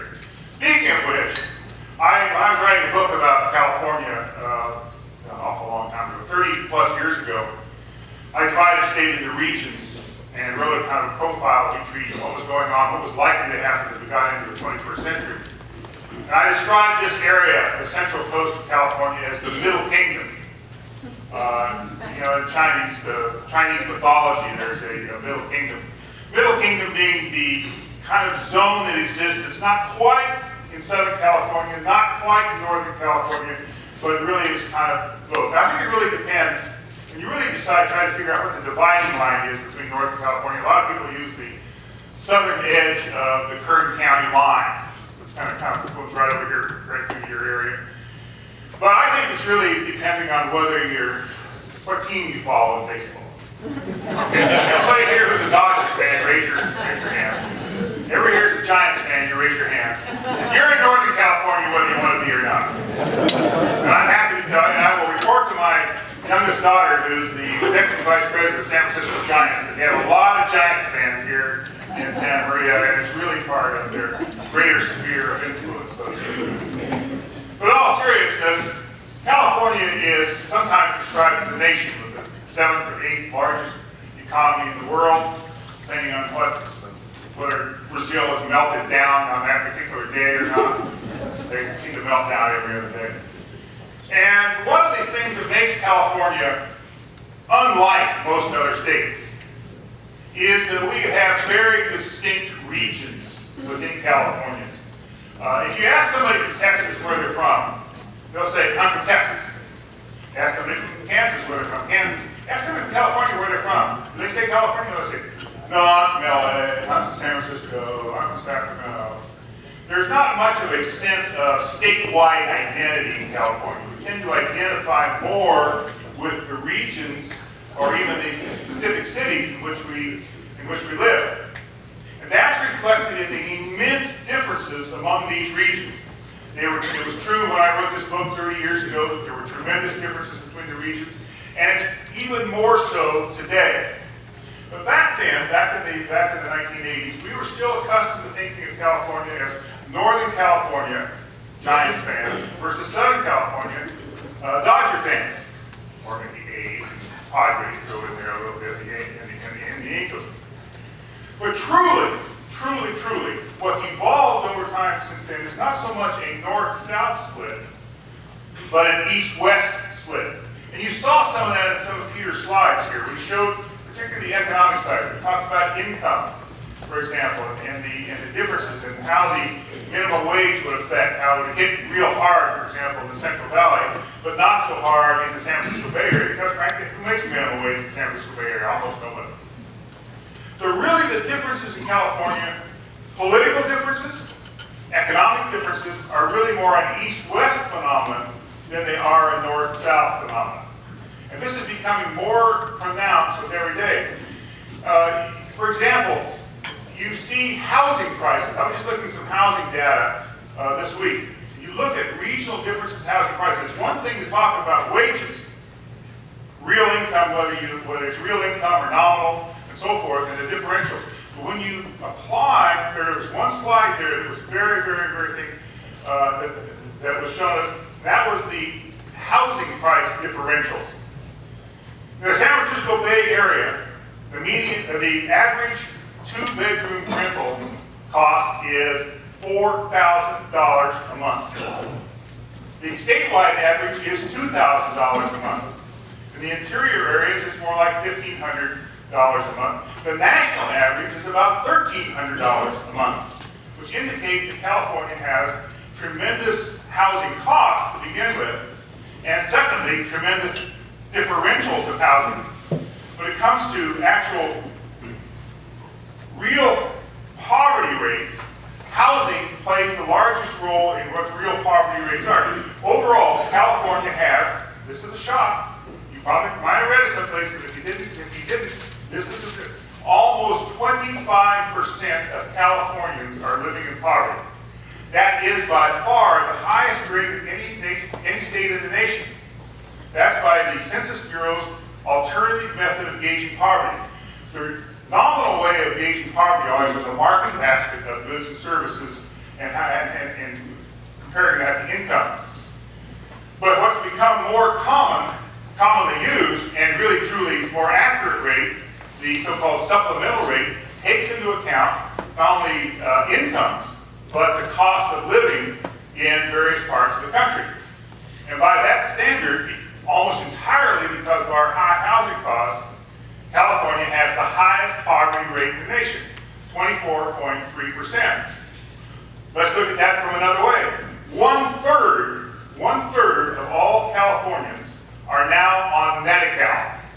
1/3, 13 million of our 39 million residents are now receiving Medi-Cal, which is a definition unto itself of poverty, or what the Public Policy Institute of California calls near poverty. When you add poverty and near poverty together, you're talking about 15 million Californians out of a population of 39 million, more than 1/3. And the poverty rates are very widely by region. The Central Valley, the interior of California, has by far the higher poverty rates than the coast. And that then takes into account the fact that even though wages are lower in the Central Valley, the housing costs are still relatively high. The highest differential of housing costs are to be found, oddly enough, in Los Angeles. They're worse than the Bay Area. Rents are higher in the Bay Area, housing costs are higher in the Bay Area, but the wages, to a large extent, make up for that. In Los Angeles has high housing costs and a lower wage base, ergo, the problem with housing Californians is worse in Los Angeles than it is in the Bay Area. Housing is emerging in California as the single most important public policy issue. Some more numbers I'm going to throw at you, because I just did them this week. In the last 11 years, California has added a net of about 900,000 housing units to our housing stock. Now, that's all the new housing that's built, minus, we sometimes forget about this, all the housing that's been destroyed. It's taken off the market, is destroyed by fire, because it's being replaced by something else, because it's dilapidated, and so forth. Our net housing gain last year was 67,000 units, 100,000 housing starts, but a net gain of 67,000 housing units. Our population is growing at the rate of about 0.9%, a little less than 1% a year. That still amounts to well over 300,000 new Californians every year. Based on average household size, we need about 125,000 net gain in housing units every year just to tread water. Now, in some areas, they're keeping up with it. But overall, the state is not keeping with it. 125,000 needed, 67,000 actually net increase. In other words, our housing gap is getting wider. Back then, before the recession hit, in the early part of the last decade, we were starting 200,000 housing units a year. That fell to as low as 30,000 during the depths of the recession. It's since climbed up to about 100,000 housing starts a year. But again, the net increase is more like 70,000. And we're adding, so we were behind, we've gotten further behind, we're at least 250,000 units behind right now, and we're falling further behind because we're not adding units. The result of that is that housing costs in California are going up. Now, for those of us who are homeowners, that's probably good news. It means that our retirement, our theoretical retirement, is healthier. But for families, it's bad news. Particularly young families and particularly low and moderate income families, they're finding it harder and harder to find housing, and they're finding it cost more and more in many urban areas of California. In Southern California particularly, housing costs are well over 50% of personal income for low and moderate income families post. California has difference because housing costs have risen so high in coastal areas, the need is is higher on the coastal areas than it is in the interior areas. To build new housing is more expensive on the coast than it is in interior areas. You see these regional differences, but in a statewide sense, California faces enormous housing crisis. We can add the housing crisis to the water crisis, the education crisis, the transportation crisis. And we have these four crises that California faces. And we kind of acknowledge these others. We know we have the worst traffic congestion in the United States. We know that our school systems are not doing what they need to be doing. We have too high dropout rates. Our academic achievement scores are too low in the lower grades. And we certainly know we've had a water crisis. We've been certainly reminded of that very much in the last few years. But add to that list, this is going to be probably the worst of all of our crises is the housing crisis. We cannot continue to gain population, even a relatively low rate of population growth, under 1%, and continue to, and not build the housing that population needs. You say, well, maybe so many people ought to come here. Well, as a matter of fact, most of our population growth today, 3/4 of our population growth today, is essentially natural increase. That's babies minus deaths. About 500,000 babies every year, about 225,000 people die every year. Therefore, that's the 3/4 of our population growth to that. So that's not people coming here. In fact, we lose more people to other states than we get in California. That is natural increase. People are here, they're having babies. Not enough of them are dying. Therefore, we gain 350,000 population every year. And of 350,000 population need about 125,000 housing units, and we're only gaining about 70,000 housing units. It's really very simple arithmetic. Now, why aren't we building more housing in California? It's largely a political equation, but it's not necessarily a state political equation. The state certainly puts roadblocks in building housing. You saw a list of all the environmental issues that the city manager mentioned. Those all affect the housing supply. Mostly, however, it is reluctance at the local level to accept housing. Your area has been growing vis-a-vis South County because you have been willing to build the housing here for population growth. But most coastal communities are unwilling to build that housing. There is a tremendous reluctance at the local level, and that's reflected in pressure on local governments to accept new housing. I was reading something in the paper a couple of days ago that there was a housing proposal in Oakland that met all the criteria that the state did. It was high density, it was transit oriented, it was infill, and still there was so much opposition to it in the local community that the project has been stalled out.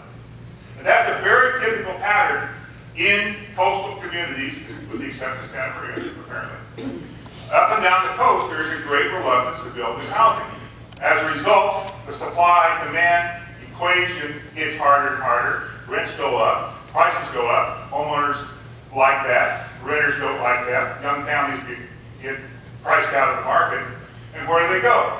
This is going to be a great dilemma for California, and it's one that's going to take a lot of soul searching at the local level, at the state level as well, but it's something if we don't resolve it, we are going to see a tremendous impact, and one of those impacts is going to be even greater inequality, or inequality, depending on how you want to think of it, in California. We now have the worst, or the widest, whether it's worst or not, the widest inequality of any state in the United States in terms of incomes. It is going to get just that much worse if we don't do something about our housing prices, and quickly. Thank you very much.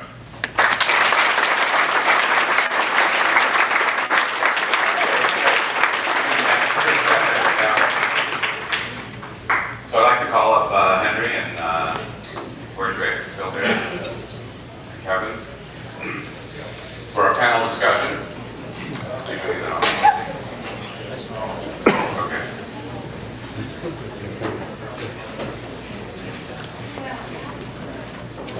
I have this picture, which this investment is from California, and to where they went. And they're red and blue. You can see where most of them go. Anyway, thanks, Lily. So, first question for Rick. What's the city doing to foster a culture that will attract and retain startups? After looking at that graph.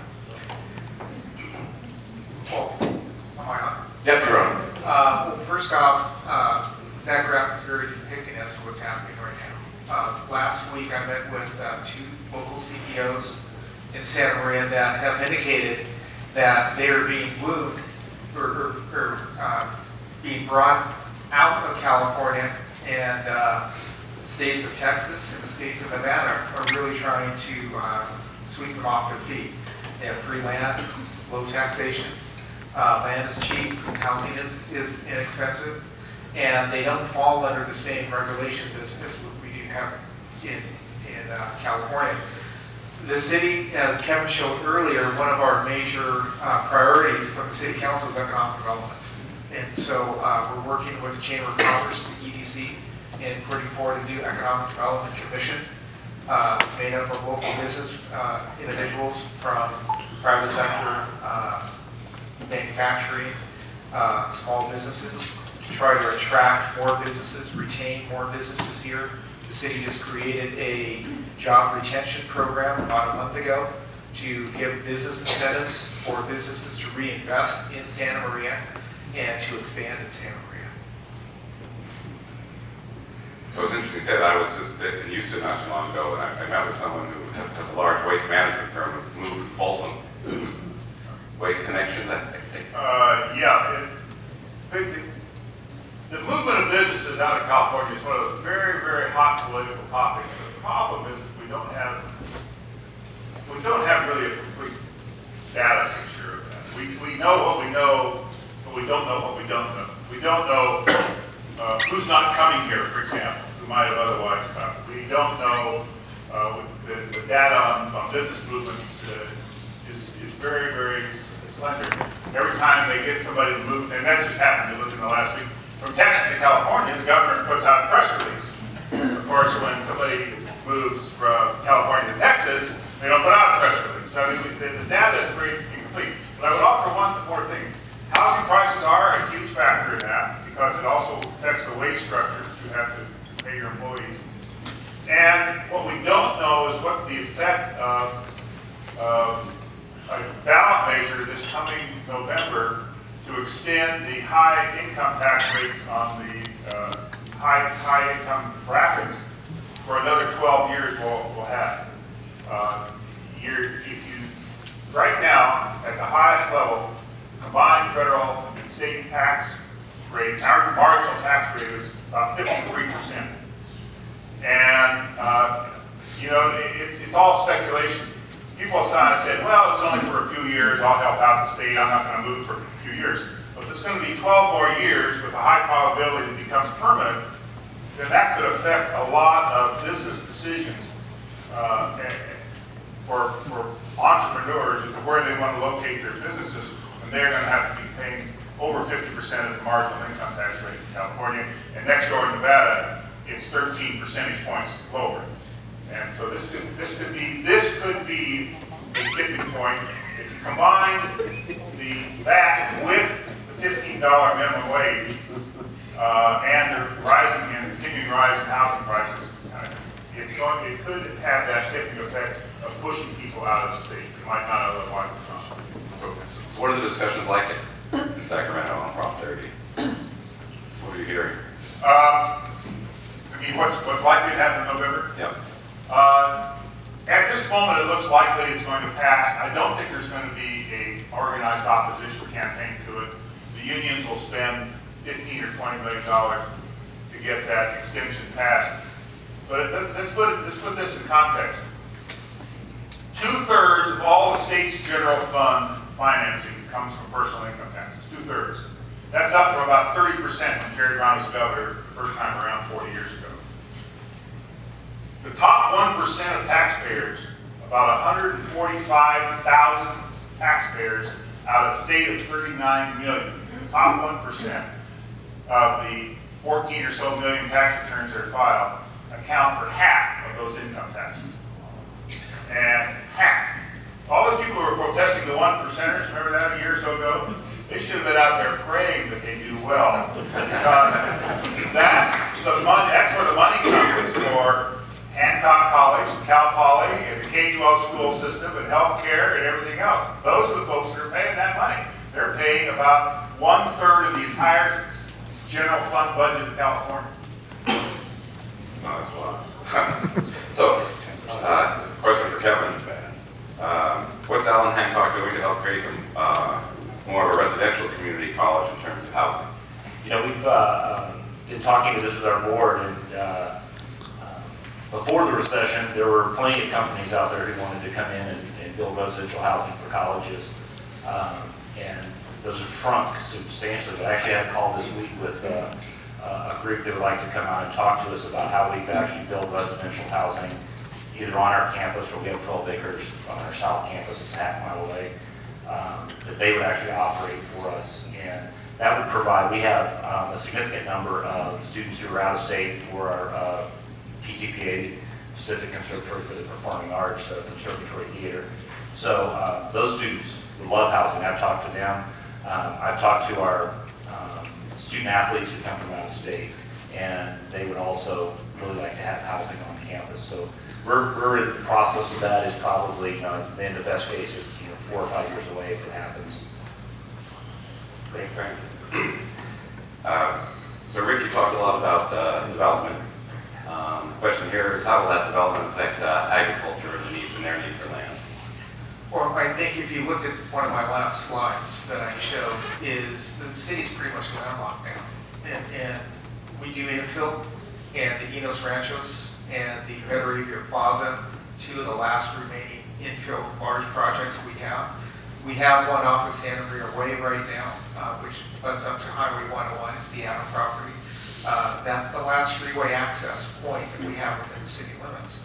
If we have to expand, that expansion will encroach upon the green belt and the ag lands, whether that would be in the west or in the east.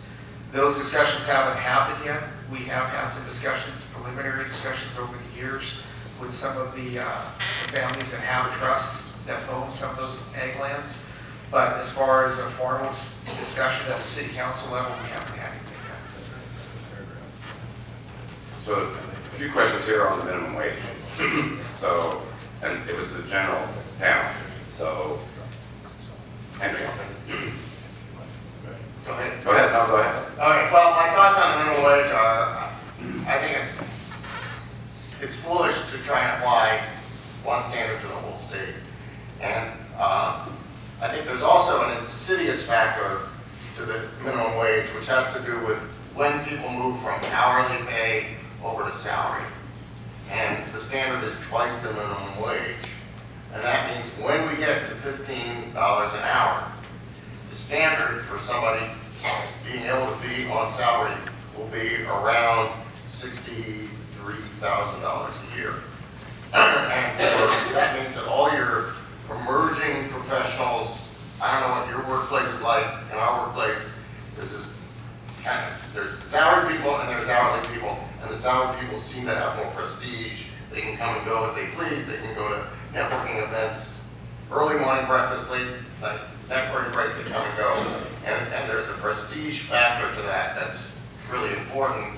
At 63,000, I don't know how many of you are going to be able to have assistant managers or team leads or business managers or, you know, loan underwriters, assistant brokers who are now professionals who are going to have to go hourly, fill out time cards. And I would say nobody likes to pay overtime unless you really need it. And so a lot of those ancillary opportunities are going to go away for emerging young professionals. Let me offer an amplification of that. The legislature is bill by bill by bill squeezing down on who can be classified as a salaried worker, and also converting what we had considered to be contract workers or independent workers into employees. Big fight over Uber drivers, for example. So not only is the minimum wage going to go up, not only do you get the differential factor, and of course, raising minimum wage will raise wages above that level as well by necessity, but you have probably going to have over time, more people classified essentially by law as hourly workers because there's tremendous political pressure in the legislature to do that.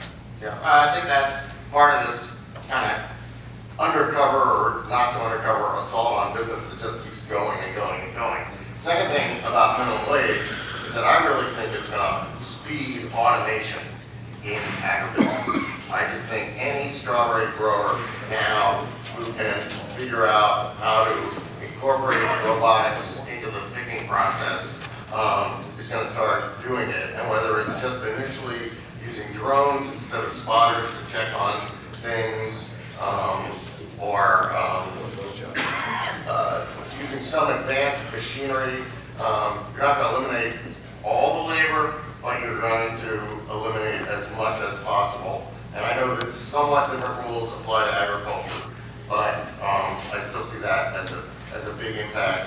I think the same thing is going to happen in fast food, travel, tourism. Any place you can automate and get rid of minimum wage or sub-minimum wage people, you're going to do it. There's going to be another effect on agriculture as well. That low value crops, particularly those that are labor intensive, are going to start disappearing in California when it gets up to $15 an hour. I've been talking to people in the agriculture community. They're already planning to move a lot of stuff to Mexico, where it's more like $15 a day than it's $15 an hour. There's also a move in the legislation pending in the legislature that would require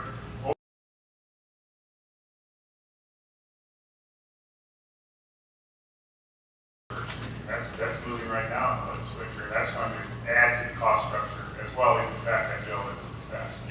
I think, Peter, if you put it in perspective, what they just said, if they do automate, what is the largest industry in the Santa Maria Valley? It's ag. It's strawberries. Right. And so if you do automate, what's going to happen to the employment? You already said a third of the residents, Dan said, is on Medicare. What's going to happen to that? It's just going to increase. Somebody's going to be on welfare then. And from the city's perspective, I indicated earlier, SB 3, which is the state minimum wage, that is going to impact us up to tune of about $1.8 million annually to the city's general fund. I just did the calculation really quick. I don't even want to say how many new residences we would have to build in order to sustain that. We're talking thousands of residences, 3 times as much as what we are having on the books right now. Where are we going to do it? We're already landlocked. Right. The other thing is also police, public safety. $1.8 million, we need another Minos Ranchos just to sustain that. If we don't have the land for that either. So I mean, the legislators probably had the right idea.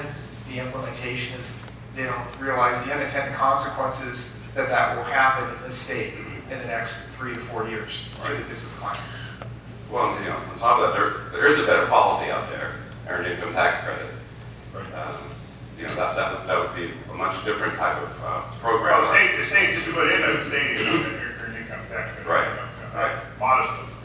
So, you know, that basically is, you know, if we believe that someone working at $8.50 an hour is not making enough to live, they get a negative income tax to bring it up to where it would be. That's much harder to pass I overall. don't want to belabor the subject, but I think there's one more aspect to this. You know, we're going to have to figure the nominal increase in wages, the $15 an hour now, the 50% increase in wages. A lot of that is going to get soaked up in housing costs. And people are going to find that just as when the federal government started offering student loans guaranteed, suddenly tuition costs started to go up. So when those minimum wages kick in, landlords will, in their own interest, take advantage of that. Hey, you can make more money, I can raise my rents now. You're going to see a lot of that money disappear into housing if we don't do something about that housing crisis I mentioned earlier. Yeah, I think that's exactly right. The new sweet spot for jobs in California is going to be these, again, back to software developer, maybe if the state will allow sort of oil and gas positions, at the very, very, very high end of manufacturing with a lot of overtime, people that make 60 to 80, 65 to $100,000 a year. And you're right, what will happen to housing costs? Will just go through the roof. No, I agree. So, Kevin, could you tell us more about how the Longpole campus and public safety training center figure into the college's plans? Well, we have, we're already offering up to 2 dozen degrees that you can get completely in Longpole at the campus there. So we have a full-blown program there on the campus for our regular academics, and then on about 65 acres we have a state-of-the-art public training center that has a driving track that's rated for 110 miles an hour. It has a fire tower. We have we're having a little difficulty with our shooting range right now because of the design issue. Once that's up and running, it's really a Big design, just shoot. You Put up a wall, just. Yeah, it's a longer story that they want to hear, but you would think that would be the case, and but the DSA has different ideas. So, but overall, it has become a very attractive place. We've actually spent this year, in fact, some of our staff today are meeting about the strategic plan for that, because we have every agency on the Central Coast and even some from outside of the Central Coast wanting to come and use that facility, and we're trying to determine how do we manage that and how do we make sure that it's it's for our students first, but we want to be good partners with our neighbors to make sure that works. So Rick, kind of another question. So what do you see as the practical impacts of local businesses as a result of the development underway at College and Bradley? Like, I think bringing in a Lowe's right across from a Home Depot, you're going to be able to reestablish Santa Maria as a destination from a retail perspective. When San Luis Obispo built their Target and they built their Costco, our Costco lost about 35% of sales when that happened, because there was a disincentive for those that were in the Pueblo and the Five Cities area to come down to Santa Maria. They would go to San Luis Obispo for a new experience. Bringing in this new development with a home goods, with a destination from an auto center standpoint now, a true auto mall concept. Our hope is that we would be the largest auto mall on the Central Coast, and it'll give more variety for the shopper. There'll be freeway access, and I think the synergy that we'll just have from an economic development spin-off will be good to other local businesses, because now Santa Maria will be the destination it used to be many years ago.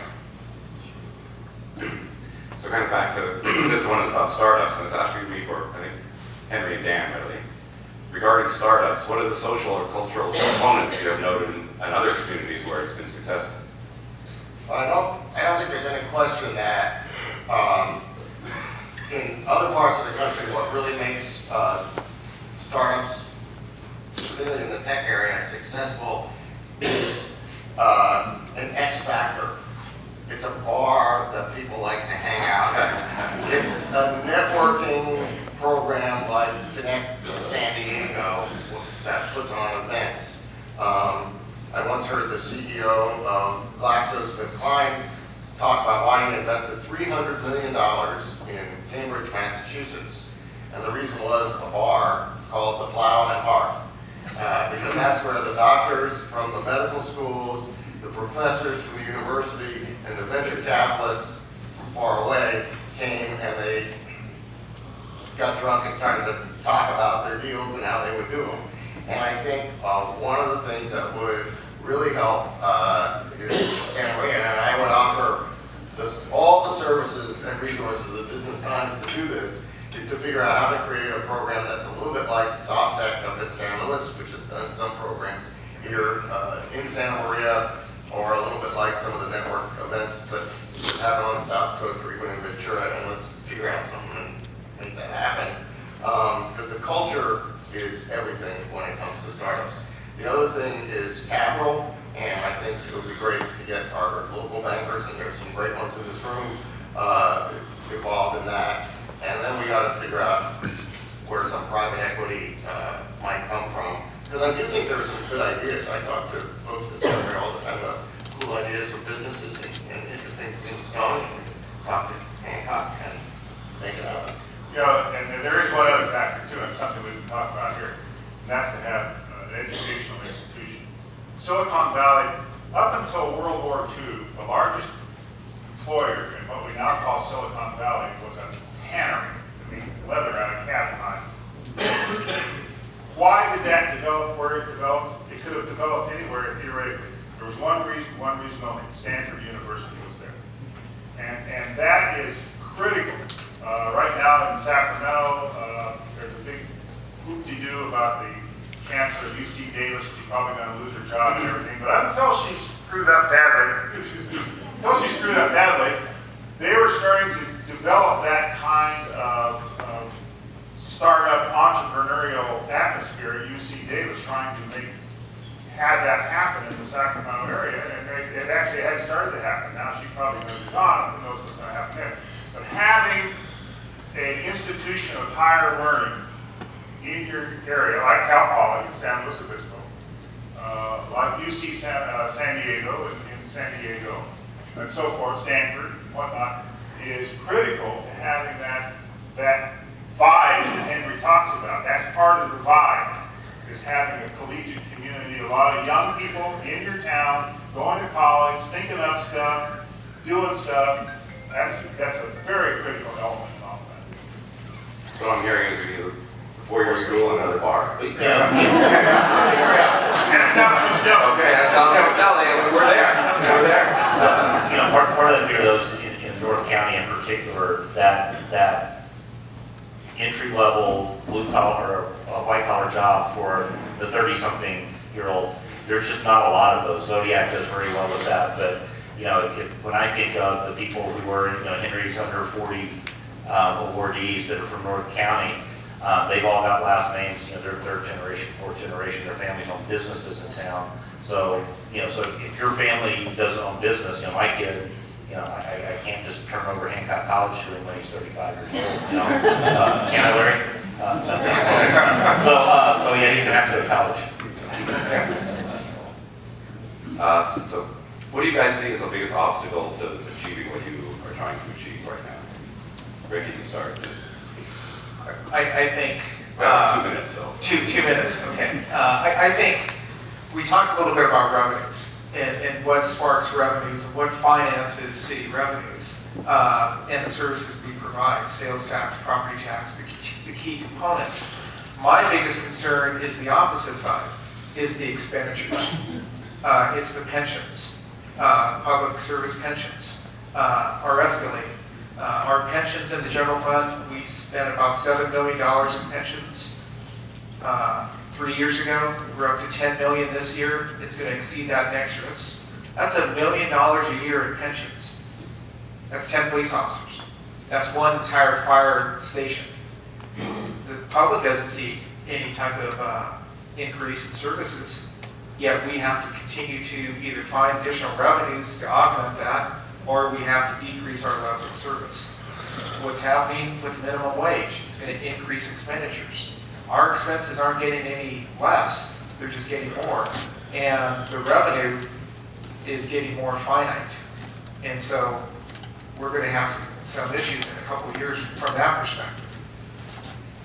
Kevin? For us, it's partially location and being part of the community college system. All of the decisions made in the community college system are made on a statewide basis, and essentially they're made for, what I like to say is any decision that's made is you send the money to Los Angeles and what's ever left gets sorted out.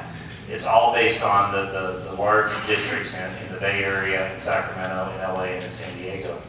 One of the ways we're trying to address that, because as a single college district in a rural area, we just don't have a voice. We have Senator Jackson and we got Cacho, and that's as great as they are for the college. There's not a lot of political power. So we've actually just started an informal organization. It starts with Santa Barbara City College and includes all 8 of the coastal community colleges up to Aptos. We're counting Taft as coastal, but we're all in the same position. We're all single college districts. I can't get a class at if you're in the LA area, you can't get a class at LA City College. You just go over to West LA. It's they don't have it. So we're actually joining together as a group to kind of pitch some of our ideas to all of our legislators at the same time. I could ask Henry and Dan the same thing, but there's enough crap out there they can fight forever. I would offer one thought. When HP started in their garage in Palo Alto, and when they closed the tannery, they didn't know in 50 years that they were going to be the tech center of the universe. And I think the thing is, and I'm a small business owner too, so I'm not just a pundit, so because I have to sign the front of 12 paychecks every 2 weeks, I have to be an optimist. I think there are some things you can work with that the San Maria Valley has now, that we have now, that are kind of interesting. PCPA has buzz. J. Hardy has the most amazing biotech, biomaterials company, really between LA and San Francisco. He's got Gates Foundation money. He's doing all this cool stuff.